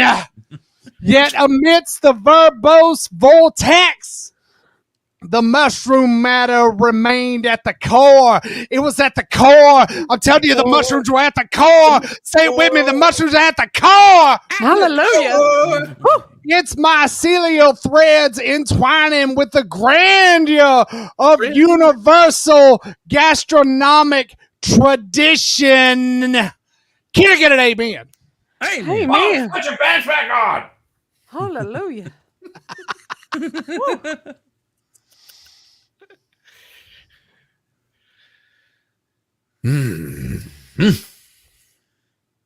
Well, let's see what we have here. How about this? I've got a cotton ball. I shall place that cotton ball in my mouth. Sure, I have some balls in your mouth. There's a cosmic clock ignoring the perceptual proceedings. The assembly came to realize it's time, much like the appetite, stanky old buses. The intergalactic beings had a way of stretching into infinity, where minutes morph into hours and hours into epochs, with outcomes yet to sprout with the fertile ground of the future. Fucking shit. The satellite in its silent orbit pointless to the slightly set. Don't swallow it. Don't swallow it. Don't die. Fucking nasty. The weightless walls of worth, wishing not to concede the seat before the spore-infused sunset is spectacular blast Blech. Blech. Ew. Cotton balls. Mm. Never put balls in your mouth. Mm-mm. Try to talk. Well, that's just kind of the, No, the I- baseline I operate. Yeah, that's I pretty much follow that practice throughout my entire life.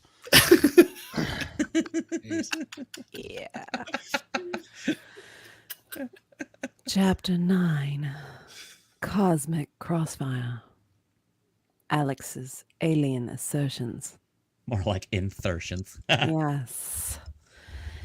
In the labyrinthine heart of the interstellar conference satellite, where the fabric of reality seemed to weave itself into convoluted patterns of possibility, the central debate chamber pulsated with expectant energies, an intellectual amphitheater far removed from the mundane cycles of day and night. The assembly of extraterrestrial intellects, a congress of cosmic curiosity, found their attentions anchoring onto the singular figure of Alex Jones. His very essence an animated carousel of conspiracy theories, each more flamboyant than the last, ready to embark on a soliloquy that promised to stretch the bounds of credulity. Amidst the gathered entities, from the dark-fibered interpreter to the crystalline entities that refracted through itself, there brewed a cocktail of intrigue and skepticism, the ingredients of which were about to be mixed under the enthusiastic direction of Jones's oratory flair.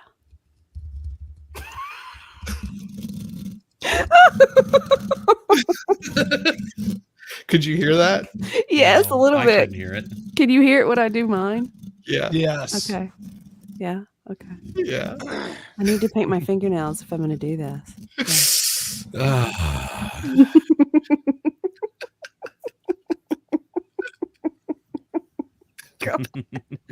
Oh my gosh, the Kaiser, paragraphs are getting hand check. longer. Hand check, Kaiser. Oh my god. Oh.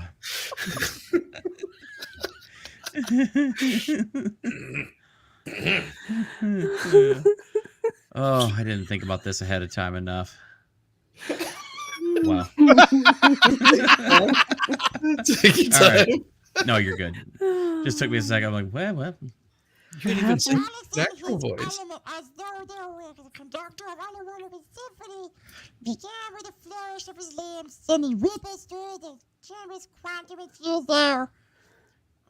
His first proclamation, a defiant jab at the notion of universally accepted history, he spun a tale woven the threads of obscure events, whispered secrets, and danced around the edges of forbidden knowledge, suggesting that mysterious ancient pyramids were in fact the remnants of colossal intergalactic board game, played with by cosmic entities whose boredom echoed throughout eons.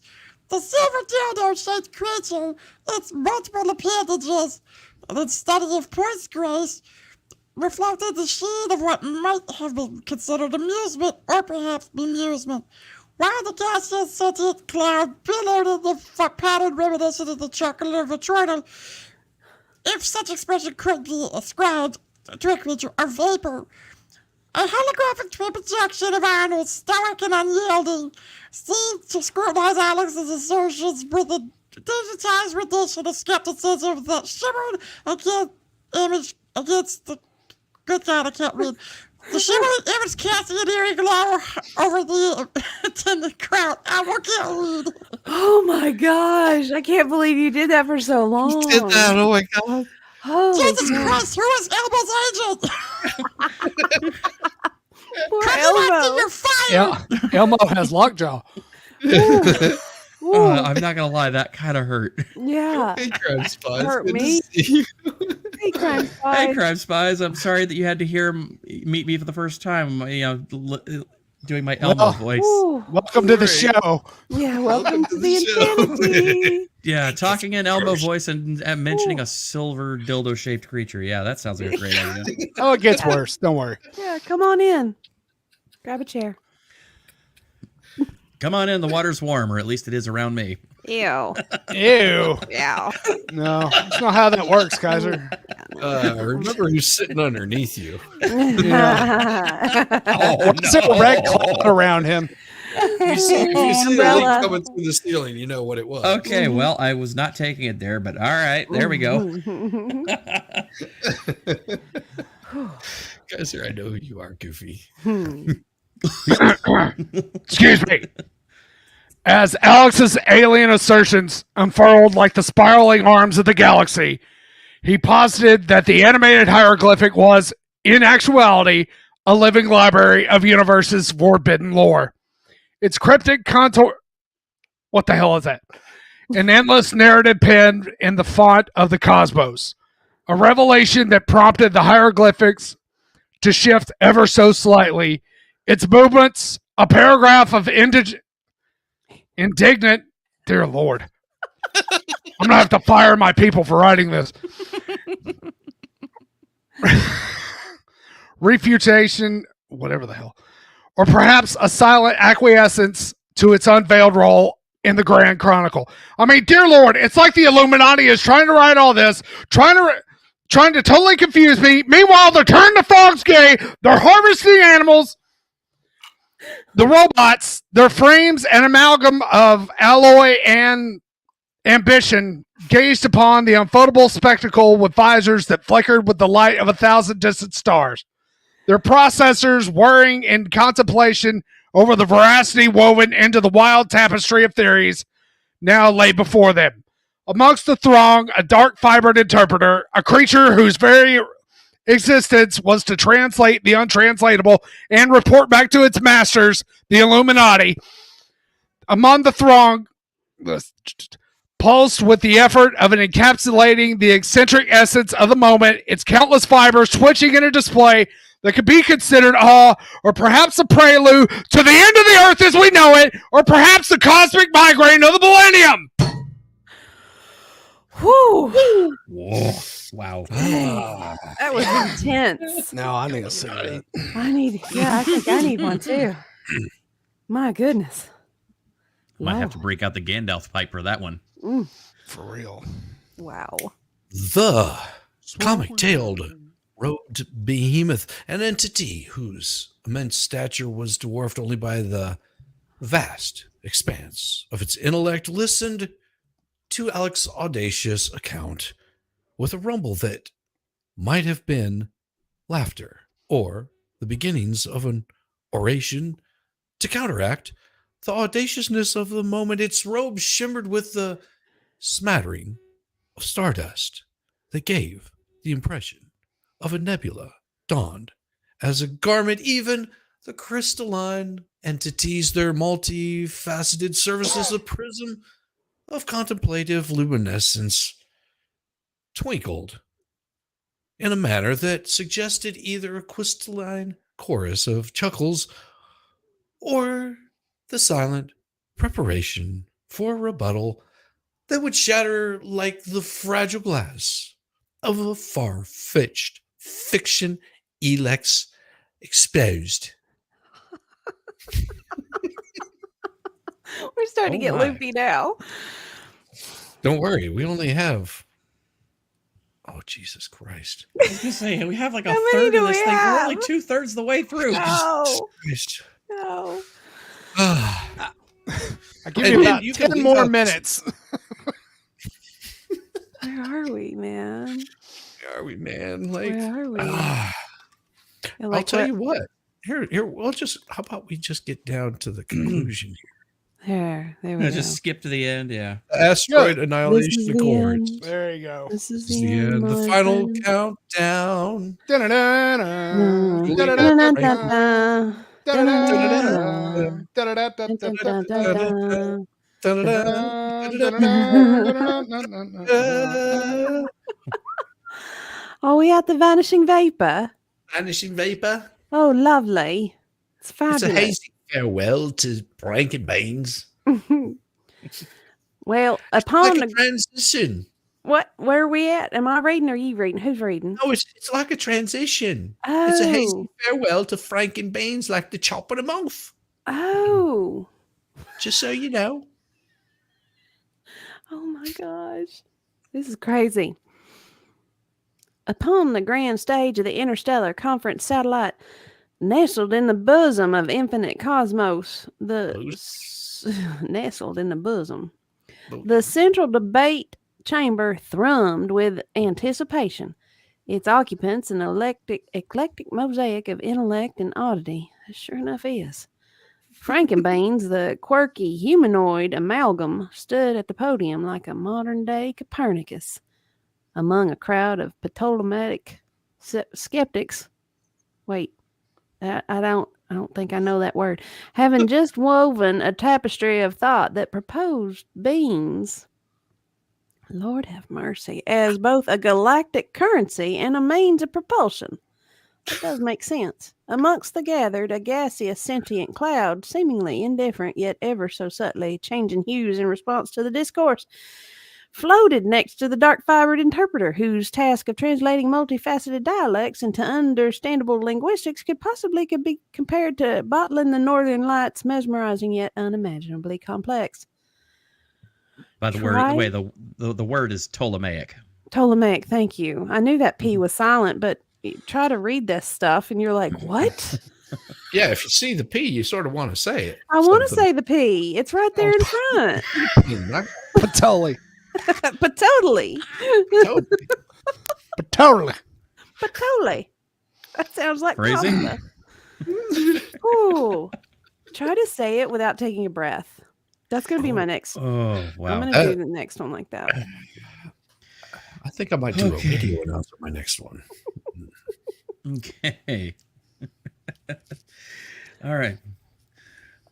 In a reverent pause, as if the very fabric of space-time held its breath, the silver dildo-shaped creature unfurled its appendage to softly applaud, creating a cascade of metallic echoes that reverberated off the chamber's durasteel walls. Its surface reflecting the cosmic ballet outside shimmered with the dance of 1,000 stars, casting light upon the crystalline entities who in their shimmering silence appeared to be profound mediation or perhaps deep in the telepathic debate over the nutritional merits of legumes. Meanwhile, the animated hieroglyphics began scrolling through expressions of squiggles and dashes and visual sonnets seemingly appreciative of Frankenbeans' oratory flourish.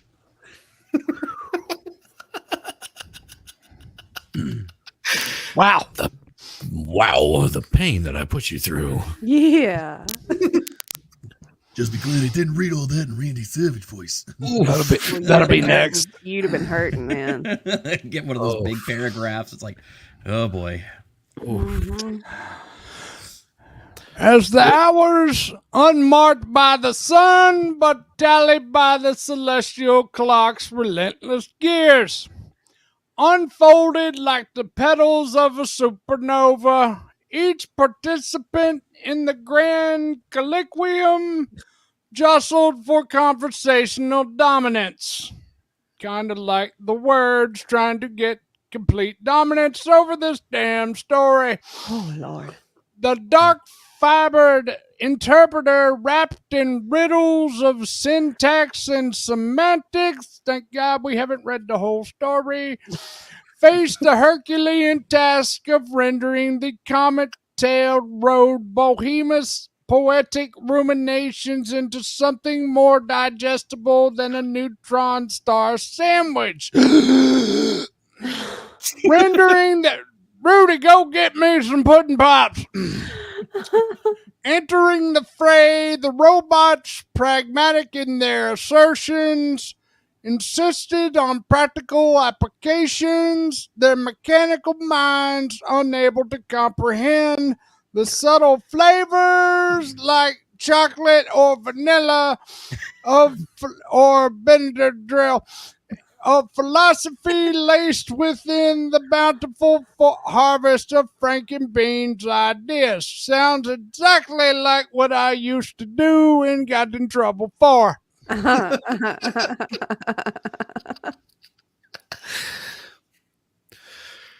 Yet, As the oration waned and the gathering dissolved into a nebulous chaos of clashing ideologies, it was the surreal inclusion of Bill Cosby, a vestige of Earth's fractured past, that threw the assembly into disarray. With a wraith-like motion, he floated to the forefront, draped in an air of solemnity and bathed in the hypnotic glow of bullshit of the celestial clock. His unscheduled appearance was inexplicable as the evolutionary advantages of a two-headed asteroid dweller, or made about as much sense as this story has. Our tale does alas not culminate with a spectacle befitting such a grandiose gathering. Rather, in a twist as dark as a black hole's whisper, Frankenbeans vanished, though not in a blaze of glory, nor through a ostentatious exit, but through a slow drifting mist, the sort that accompanies the morning dawn. Yet here, amidst the star-spangled black, it signaled a closing of sorts, a hazy farewell that left more questions fluttering in the nebulous wake. A sentient cloud, in a poignant display of solidarity, diffused over so slightly at the periphery. Can't do it fast, Candy. Can you? I can't. I had to take a breath. You're trying. Its edges in a silent homage to the one who had, for a brief cosmic moment, united them all in a bemused contemplation. especially about halfway down when all the words start getting in there, you're like, I can't do it. You know what? I bet you can do this next one in one breath. I'm going to try, and I'm going to do it a little bit fancy. In the aftermath of unexpected departure, the assembly, a circus of cosmic intellects and otherworldly oddities, settled into an uncertain calm. Yep, not going to happen. The celestial clock, with an unyielding motion, seemed to nod with an inevitable time of its gears, whispering of events yet to unfold, the tales of untold and beings, those magical beings certain to sprout forth in the future chapters of this galactic narrative. No. Thank God, never. Oh my Lord. Please. That was Hell something. was that? Dear AI, F off. Oh, good God. That was crazy. We're gonna go for idiot on the next one. Like, we're gonna make sure that it's very stupid. Like, can we make sure this is on like a fifth grade reading level? Can we? I mean, there's.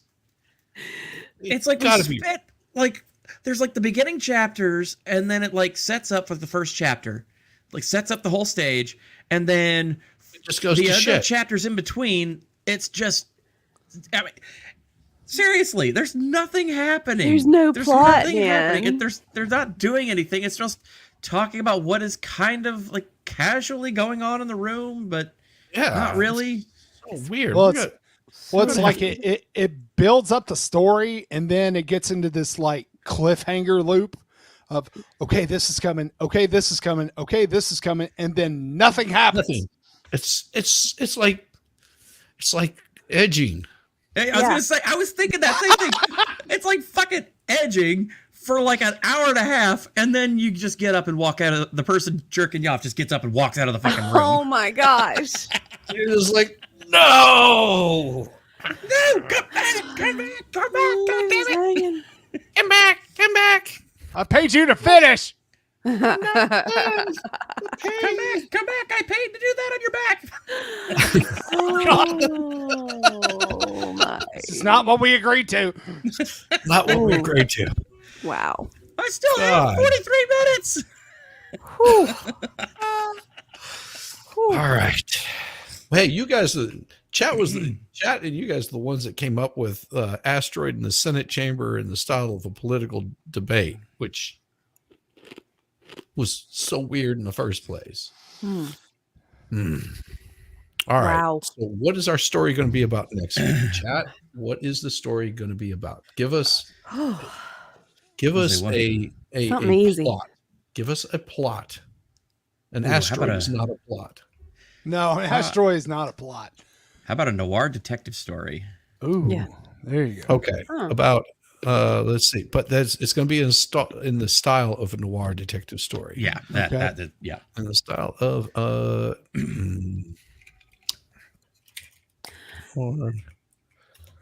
Wolfram, make it shorter. Yeah. Oh yeah, it will be. It's 3 a.m. on the If I have to, I will change it. All right. So, what is the story going to be about? A murder? Eris, we don't want to get canceled. We don't want to, we don't want, come on. No.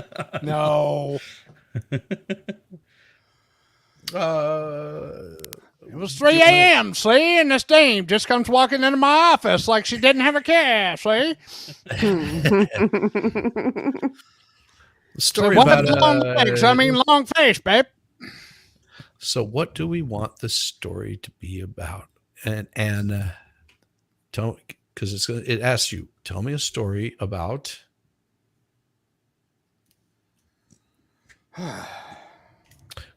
what is it? Well, we'll get to some of these. I wish we could do like a noir piece that's a murder, but it's a comedy. Okay. Oh, there you go. Let's see. That would be good. About a murder. Got it. Murder. But it's a comedy. Okay, the style of a noir detective story. What are the characters' names going to be? Wait, let's come up with some good character names. Dingleberry Butt Cheeks is not going to work. No, can't use that. Got to have something. Sam Spade. Character's name Sam Spade as the detective. Okay. There you go. Sam Spade as the detective. All right, let's get that as the detective. Mm-hmm. All right, and who do we want in with this? It's just going to be him as the detective, and I need a damsel in distress. Who's going to be the damsel in distress? Eris just gave me the idea, Miss Scarlet. Ooh, Miss Scarlet. Okay. Yes, and Miss Scarlet. Is it Miss or Mrs.? Miss. No one ever knows. Miss Scarlet, delectable debutante. Yeah, MS. Mademoiselle. Or would it be? So how are we spelling Scarlet here? Because there's different ways of spelling it. 2 T's. I was going to say 2 T's. 2 T's! 2 T's. All right. Sorry, that's an old Wheel of Fortune joke. Sorry. Okay. Yeah. And so this is going to be, let's see.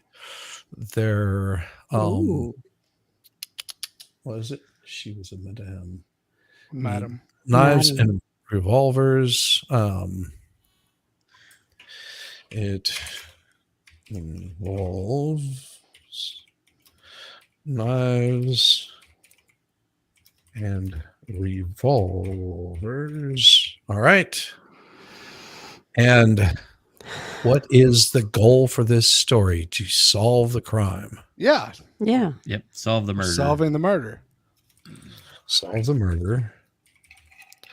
And it should have, let's see what we get. And how many chapters do we want to have? 10? Mm-hmm. Last one was 15. So 10. 10. Yeah, 10. Shorten it up a little bit. Can't do 15 no more. Yeah, that was Don't have rough. the stamina for that. Yeah, Chris Muller's got it. Smoke nightclubs. That's right. Yeah. Let's do this. I've already got the noir jazz in my mind. Give me just a second. We're going to open this up here and put it in there with the request. And we are going to use this as no agent selected. A shady DA. Yeah. Ooh, there you go. A shady DA. Yeah. Okay. And solve a murder. Well, if they're solving the murder, we can't really put a shady DA in there because they're not solving the murder. What if he's part of it? What I was going to say, what if he's, the part of it? Well, if he's solve a murder. Yeah. Against a shady district attorney and find. He hooked up with this broad, see, and now he's trying to cover up her murder, see? Yeah. Then when he want to find out, that's it. And the dame that got killed is actually related to Miss Scarlet somehow, see? Oh, yeah. Might be one of her working girls. Who knows? Yeah, there you go. Murderer is, and the goal is to find that there is a shady DA that committed the murder as the end of the story. Let's see. Can you tell me a story about what? What? I don't know why that was in there. Okay. There we go. Let's see. Can you tell me a story about a murder in the style of a noir detective story with the character's name Sam Spade as the detective, Miss Scarlet as what? As a madame? There you go. Yes. Damn. The murder was murder happened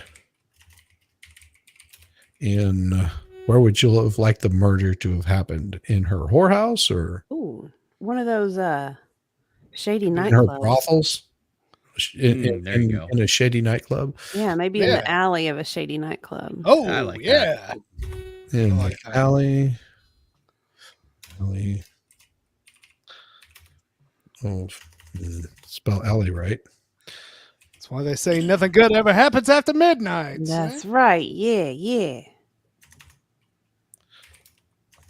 Alley of is alley spelled with an E? Yes. ALLEY. Okay. Otherwise, it's ally. Uh-huh. That's why I looked at it. I was like, that looks like ally. Of shady nightclub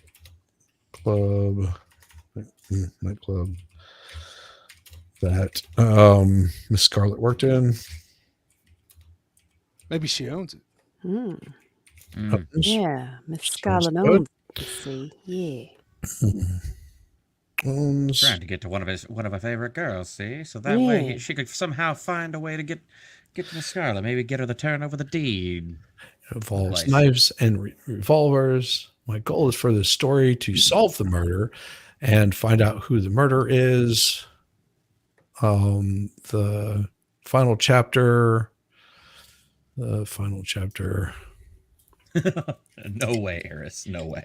Chapter. No, Eris. No. Oh, crap. I got to see what Not you're- doing a musical. Yes. Hello, my darling. Hello, my I won't lover. do it, Hello, see? my I won't do it. You honey. can't make me, Kappa. May I kiss my wire? Baby, my heart's on fire. If you refuse me, honey, Honey, you then lose you'll be me. left alone. Oh, honey, tell me and call me And I'm your guy. Check, please.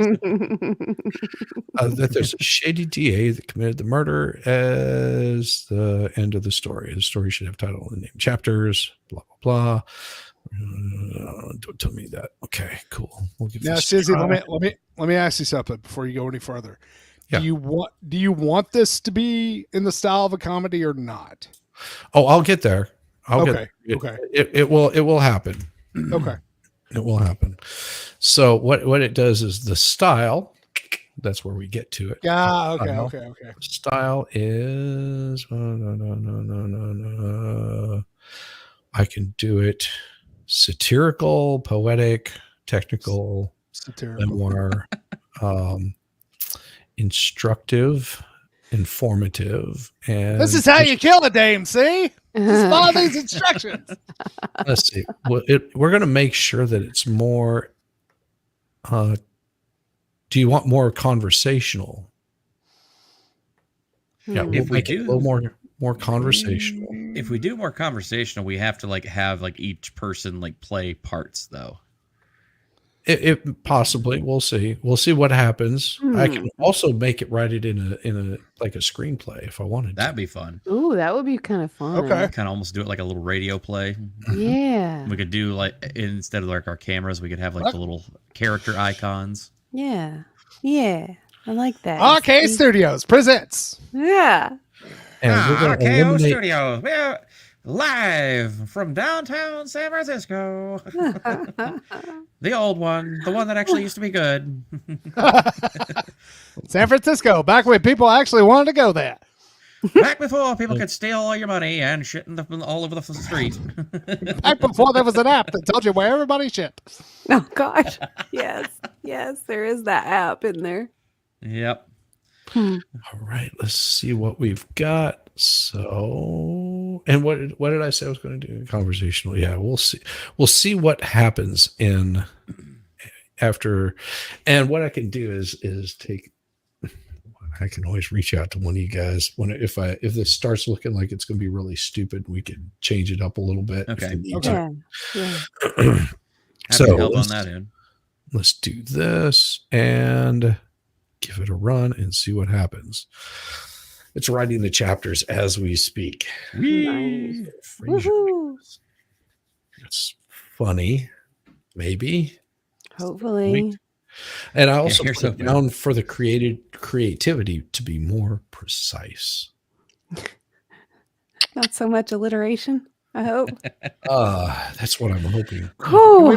Can we make sure this is on a third grade reading level? That's sort of what I'm hoping is.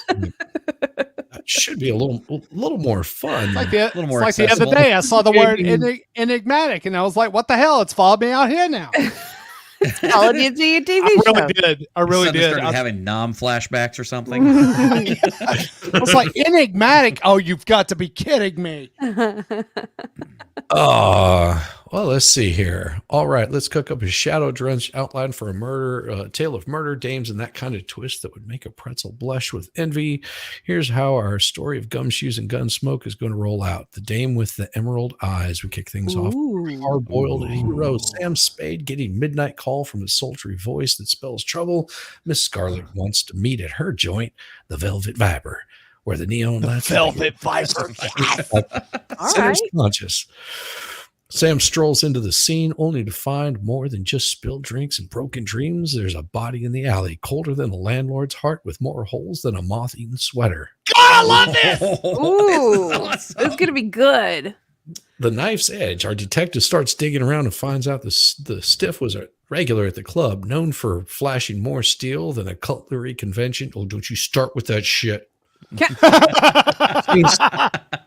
Seems everyone has a reason to see him pushing up daisies. Sam gets cozy with Miss Scarlet, who's got more secrets than a diary with a padlock. She's playing a game, but who's being played? A shot in the dark. Just when things are getting clearer than gin, shots ring out. Sam finds himself dodging lead like it's going out of style. It's not just his pride that's wounded. I love this. This Yeah. is. I love I am this. This one's excited. sounding good. This one's sounding real good. Unusual suspect. Spade rounds up a cast of shady characters, each with a motive as clear as mud. The bartender with a twitchy trigger finger, the jealous singer, the bouncer with fists like ham. Take your pick. Okay. I want to hear about these guys. Okay. The long interrogation. Sam plays a game of cat and also cat with the suspects. I don't get that. I don't get it either. That's where the AI's kind of jumped. Like Cat and cat. cat and cat.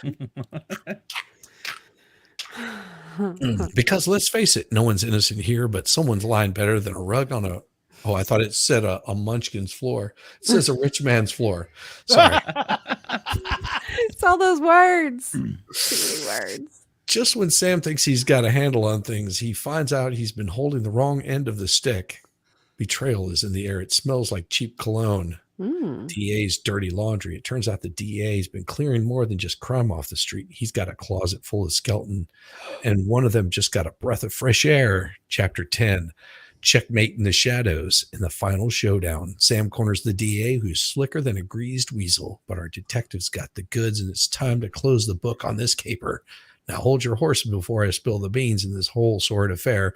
Let me know when you're ready for the nitty gritty, and I'll serve it up hotter than a pistol at high noon. I love this. Yes. Love it. We are going to make this, and if I have to, I will go chapter by fucking chapter and rewrite every damn thing. Okay. Yeah. I am not playing that crap where we're sitting there going, pontificating pansies are pushing up posies in the middle of a pile. Oh my God, Lord Almighty! I have to also admit, they're slicker than a greased weasel is like going to be part of my new vernacular. Slicker than a greased weasel. I drink a whole gallon of milk now. I'm slicker than a greased weasel. More confused than the 300-pound mayor's wife down at the bakery. Oh Lord, honey. Oh Lord. Like there's a line going around the corner, but it ain't because of the weight. It's because she's having to make up her damn mind.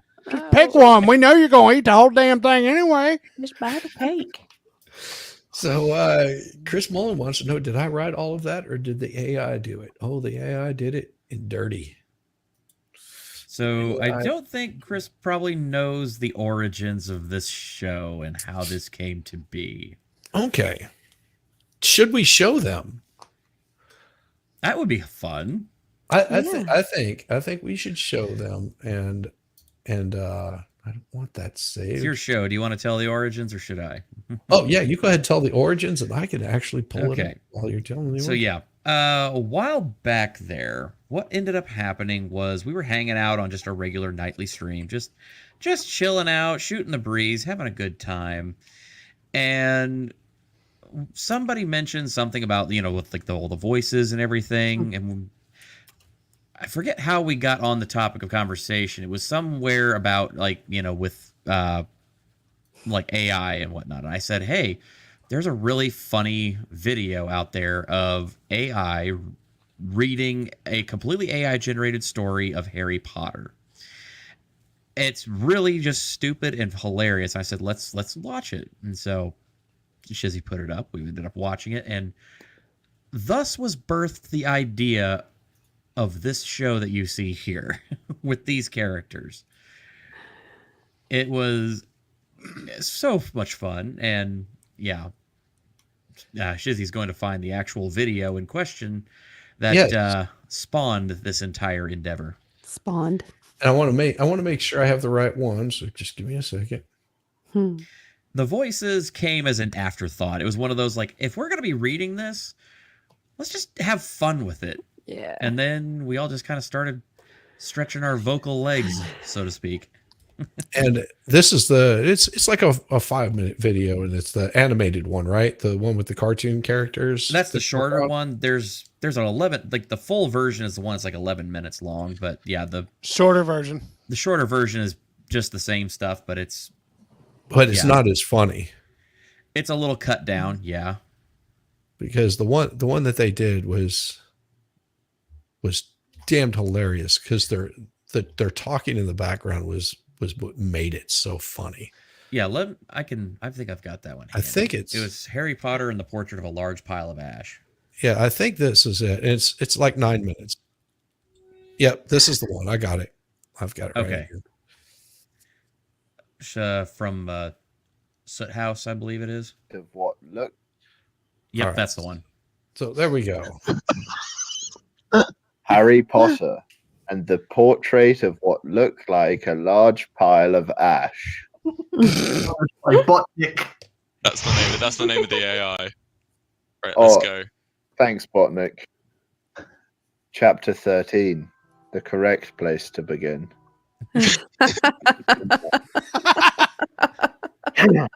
Coughs as if to clear throat. The castle grounds snarled with a wave of magically magnified wind. The sky outside was a great black ceiling, which was full of blood. Oh. The only sounds drifting from Hagrid's hut were the disdainful shrieks of his own furniture. Magic. It was something that Harry Potter thought was very good. That's fucking good, isn't it? Leathery sheets of rain lashed at Harry's ghost as he walked across the grounds towards the castle. Ron was standing there and doing a kind of frenzied tap dance. He saw Harry and immediately began to eat Hermione's family. As you do. I'm sorry.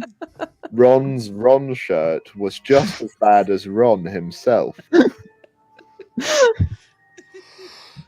If you still can't clump halfway, I'm going to get aggressive. Confessed the reasonable Hermione. What about Ron magic? Offered Ron. To Harry, Ron was a loud, slow, and soft bird. Harry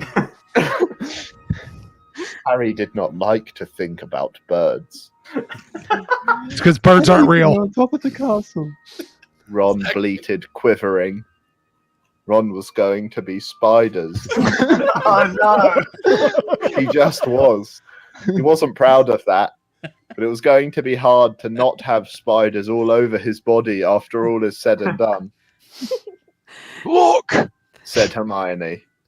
Obviously there are loads of Death Eaters in the castle. Let's listen in on their meetings. The three complete friends zapped onto the landing outside the door of the castle roof. They almost legged it, but witches are not climbing. Ron looked at the doorknob and then looked at Hermione with searing pain. I think it's closed.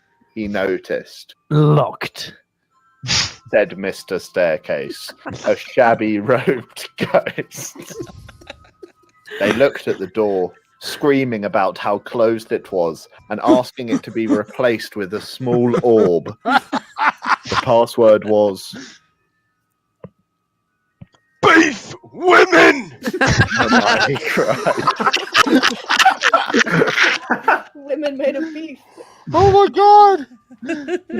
Harry, Ron, and Hermione quietly stood behind a circle of Death Eaters who looked bad. I think it's okay if you like me. Said one Death Eater. Oh, thanks very much. Replied the other. The first Death Eater confidently leaned forward and plant a kiss on his cheek. Oh, well done, said the second as his friend stepped back again. All the other Death Eaters clapped politely. And then all took a few minutes to go over the plan to get rid of Harry's magic. Just saying, but the Death Eaters sound like the good guys. They're just giving each other kisses and telling each other they like them. And then rounds of applause is for a good kiss. Good show. Is this really the next page? Yeah. Okay. Still in the same chapter, the handsome one. Harry could tell that Voldemort was standing right behind him. He felt a great overreaction. I thought I said overreaction.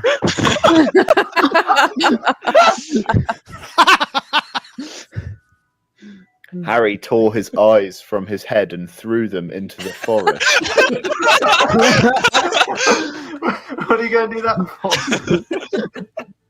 No! It gets better with this line, boys. Voldemort raised his eyebrows at Harry, who could not see anything at the moment. Voldemort, you're a very bad and mean wizard. Harry savagely said. Hermione nodded encouragingly. The tall Death Eater was wearing a shirt that said, Hermione has forgotten how to dance. So Hermione dipped his face in his Are you okay? Are you okay, Will? Ron threw a wand at Voldemort and everyone applauded. Ron smiled. Ron reached for his wand slowly. Ron's the handsome one. muttered Harry as he reluctantly reached for his. They cast a spell or two. The jets of green light shot out of the Death Eaters' heads. Ron flinched. Not so handsome now. Thought Harry as he dipped Hermione in hot sauce. What the fuck are you doing? The Death Eaters were dead now, and Harry was hungrier than he had ever been. The Great Hall was filled with incredible moaning chandeliers and a large librarian who had decorated the sinks with books about masonry. Mountains of mice exploded. Several long pumpkins fell out of them. Oh no, I've lost my pumpkins. Dumbledore's hair scooted next to Hermione as Dumbledore arrived at school. The pig of Hufflepuff pulsed like a large bullfrog. Dumbledore smiled at it and placed his hand on its head. You are Hagrid now.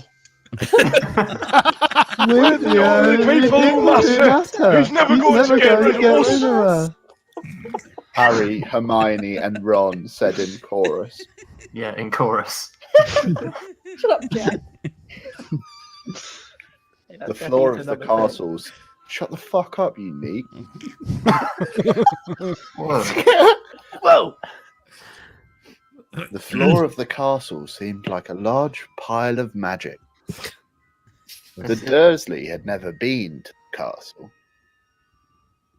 and they were not about to come there in Harry Potter and the Portrait of what looked like a large pile of magic.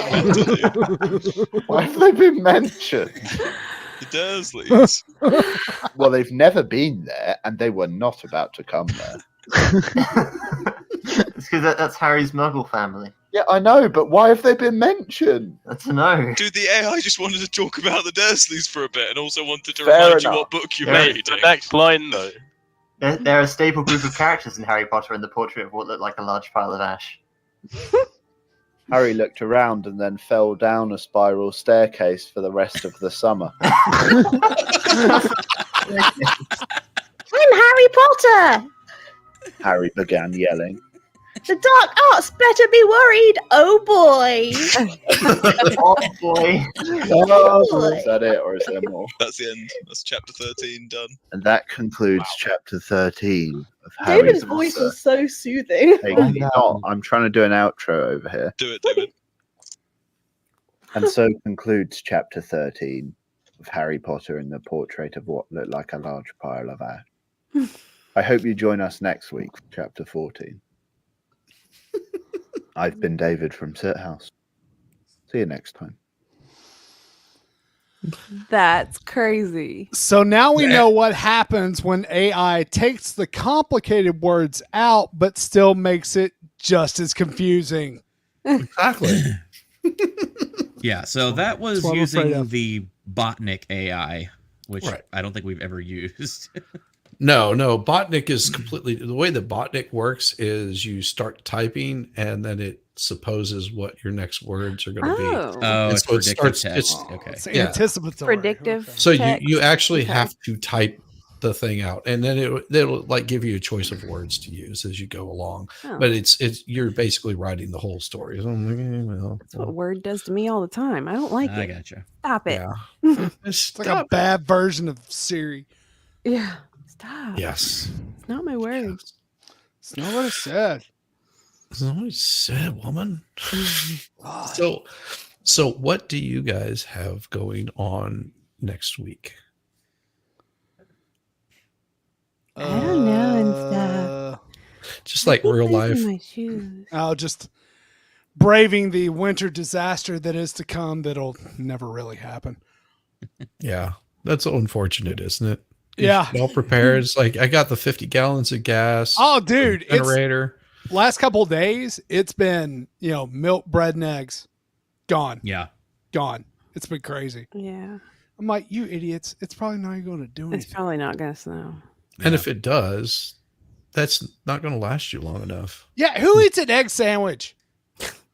I Yeah, like we that always you know we it. always joke whenever there's a big snowstorm coming that everybody runs out to get their French toast supplies, Yes. Yeah. bread, milk, and eggs. Uh-huh. Yeah. So crazy, so insane. Hmm. But you, Kaiser, what do you got going on, brother? So, I mean, right now, plans are that this week I'm going to be trying to just, do some of my usual content as far as like just as news comes out. Which it's the month of January, and yeah, this is kind of the slow period of the year. So, as I get news, I'll kind of send some of that out there. But if there's not a video that day, probably wasn't anything worth reporting.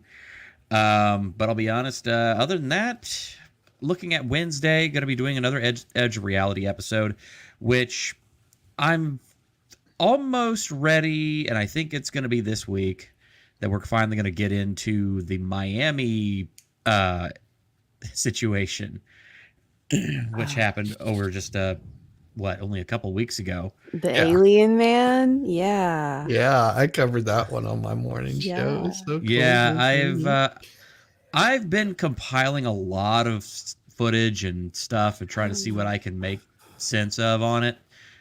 This past week we did Edge of Reality, and we did literally 2 days before. I was going to do the Miami show last week, but then I was like, I'm not quite ready for it. And then literally 2 days before, they released that footage of the jellyfish UFO. And I'm like, what? And I started, I went down the rabbit hole, but there was so much that came out at that time. I was able to pull together an entire show worth, pretty quick. Nice. So I'm like, okay, cool. Very nice. That's cool. But other than that, I am working on clearing a few things off, doing some tidying up in here in the office, so that way I can start a new live stream. Probably doing some not really set on a day of the week yet, but try and do a weekly show where we're just going to start getting back to doing some models and painting, that kind of stuff. Cool. That we try and do some of those. Cool. And I gotta start getting back to it, guys. I gotta get in front of the camera more because I just got cleared for Dollywood. Nice. Sweet. Nice. Yeah. Very nice. Yeah. Kaiser's I'm working on it. heading south. Yeah, Nice. Kaiser's going to be coming. Come to on Hollywood. down. Oh, that's going to be Come on awesome. down. Yes. I haven't gotten cleared yet, but I'm just like that. Like every little obstacle seems to be knocking and getting out of the way. So we'll see. We'll kidnap you. After the Shizzy, show, it's fine. I do have a question I want to ask you, but yeah, Okay. I'll get there. Absolutely. Yeah, Absolutely. and anyway, other than that, there's not a whole lot else going on in my world, so that's it. Well, with mine, I've got my tomorrow morning. I will do my morning whiz and coffee, as I do every morning whenever I'm able to. And tomorrow I should be able to. I don't see myself staying up until the wee hours like I did last night with ID Crisis. How long were you on? Yeah. 4 in the morning? We'll talk. We'll talk after the show. Oh my. Wow. I love ID Crisis, but yeah, we talked. It was good conversation. It wasn't bad conversation. Good. Yeah. And then so I'm preparing to do sort of cover the IO carcass, which is, I've got it set up. That's how I do it. If you know, I'm going to cover that on with Crime Spies, which was in here earlier. She's Nice. gonna, if she's able to, she's going to make it in. She said that she would, and if she can't, that's fine. But that's I thought it would be pretty cool. She covers a little bit of that stuff. She's been covering like Senate hearings and things like that. She does some of the true crime stuff. So we'll see about having her on. And we've already got the next story set up for today. Yeah, Crime Spies right there. Yep. See? Yeah. And so that's going to be tomorrow night at 8. I've got it set for 7:30, but I wasn't pretty. There were witnesses. It's set for 8 o'clock, but I think I set it for 7:30. And that's just sort of get like into the groove because they're going to start having results released about 8 o'clock is from what I can tell. Maybe not 7:30, 8 o'clock, somewhere around in there. If the time changes, I'll change it. Just, keep an eye out for updates tomorrow night, and I'll cover that until we have some sort of idea or semblance of what's going on, or until we both get just like absolutely, giddy and don't care anymore and start watching like Police Chases or something like that. So we'll see. Cool. And then Tuesday morning, I'll have a show, again, morning whiz and coffee. And then we'll, I think I created a new banner for that one too. Our intro. I think I did because the old one, I'll have to see if I uploaded it. I can't remember if I did or not. But yeah, that's sort of the goal for that one. I'm looking to see if I did. Yeah, it should be the same length, but I think I updated it. You'll just have to see it tomorrow. See, that's how it goes. You have to see it tomorrow morning. You'll see the updated. Yeah, you'll see the updated version of it. Yeah, that's what. Yeah, see. So what's going to happen tonight is I am going to end this, and it's going to shoot you guys over to MG Law. He is not streaming yet, but hang out and let him know that you're coming by to give him a little watch. I don't know what he's covering tonight. He sent an invite, so I might be over there tonight. Same. I'll probably be dropping by for a little bit. Absolutely, and of course we're gonna let our lovely co-host and get a little bit of rest. Yeah. Not that she needs any beauty sleep because she's as lovely as can be. You're very, very, very, very kind. Thank you, Susie. But I can tell that your voice needs a little lubricating there. It's scratchy. And Paul Storm was, I could feel the pain in his voice as he was talking. He's having a very hard time. I noticed that too. But and it was difficult. Yeah. And it was difficult. It's so difficult. You guys are awesome. Yeah. Get some rest. I will see you all later. All right.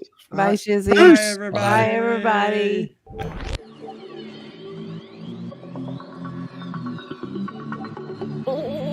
I love a buttered biscuit.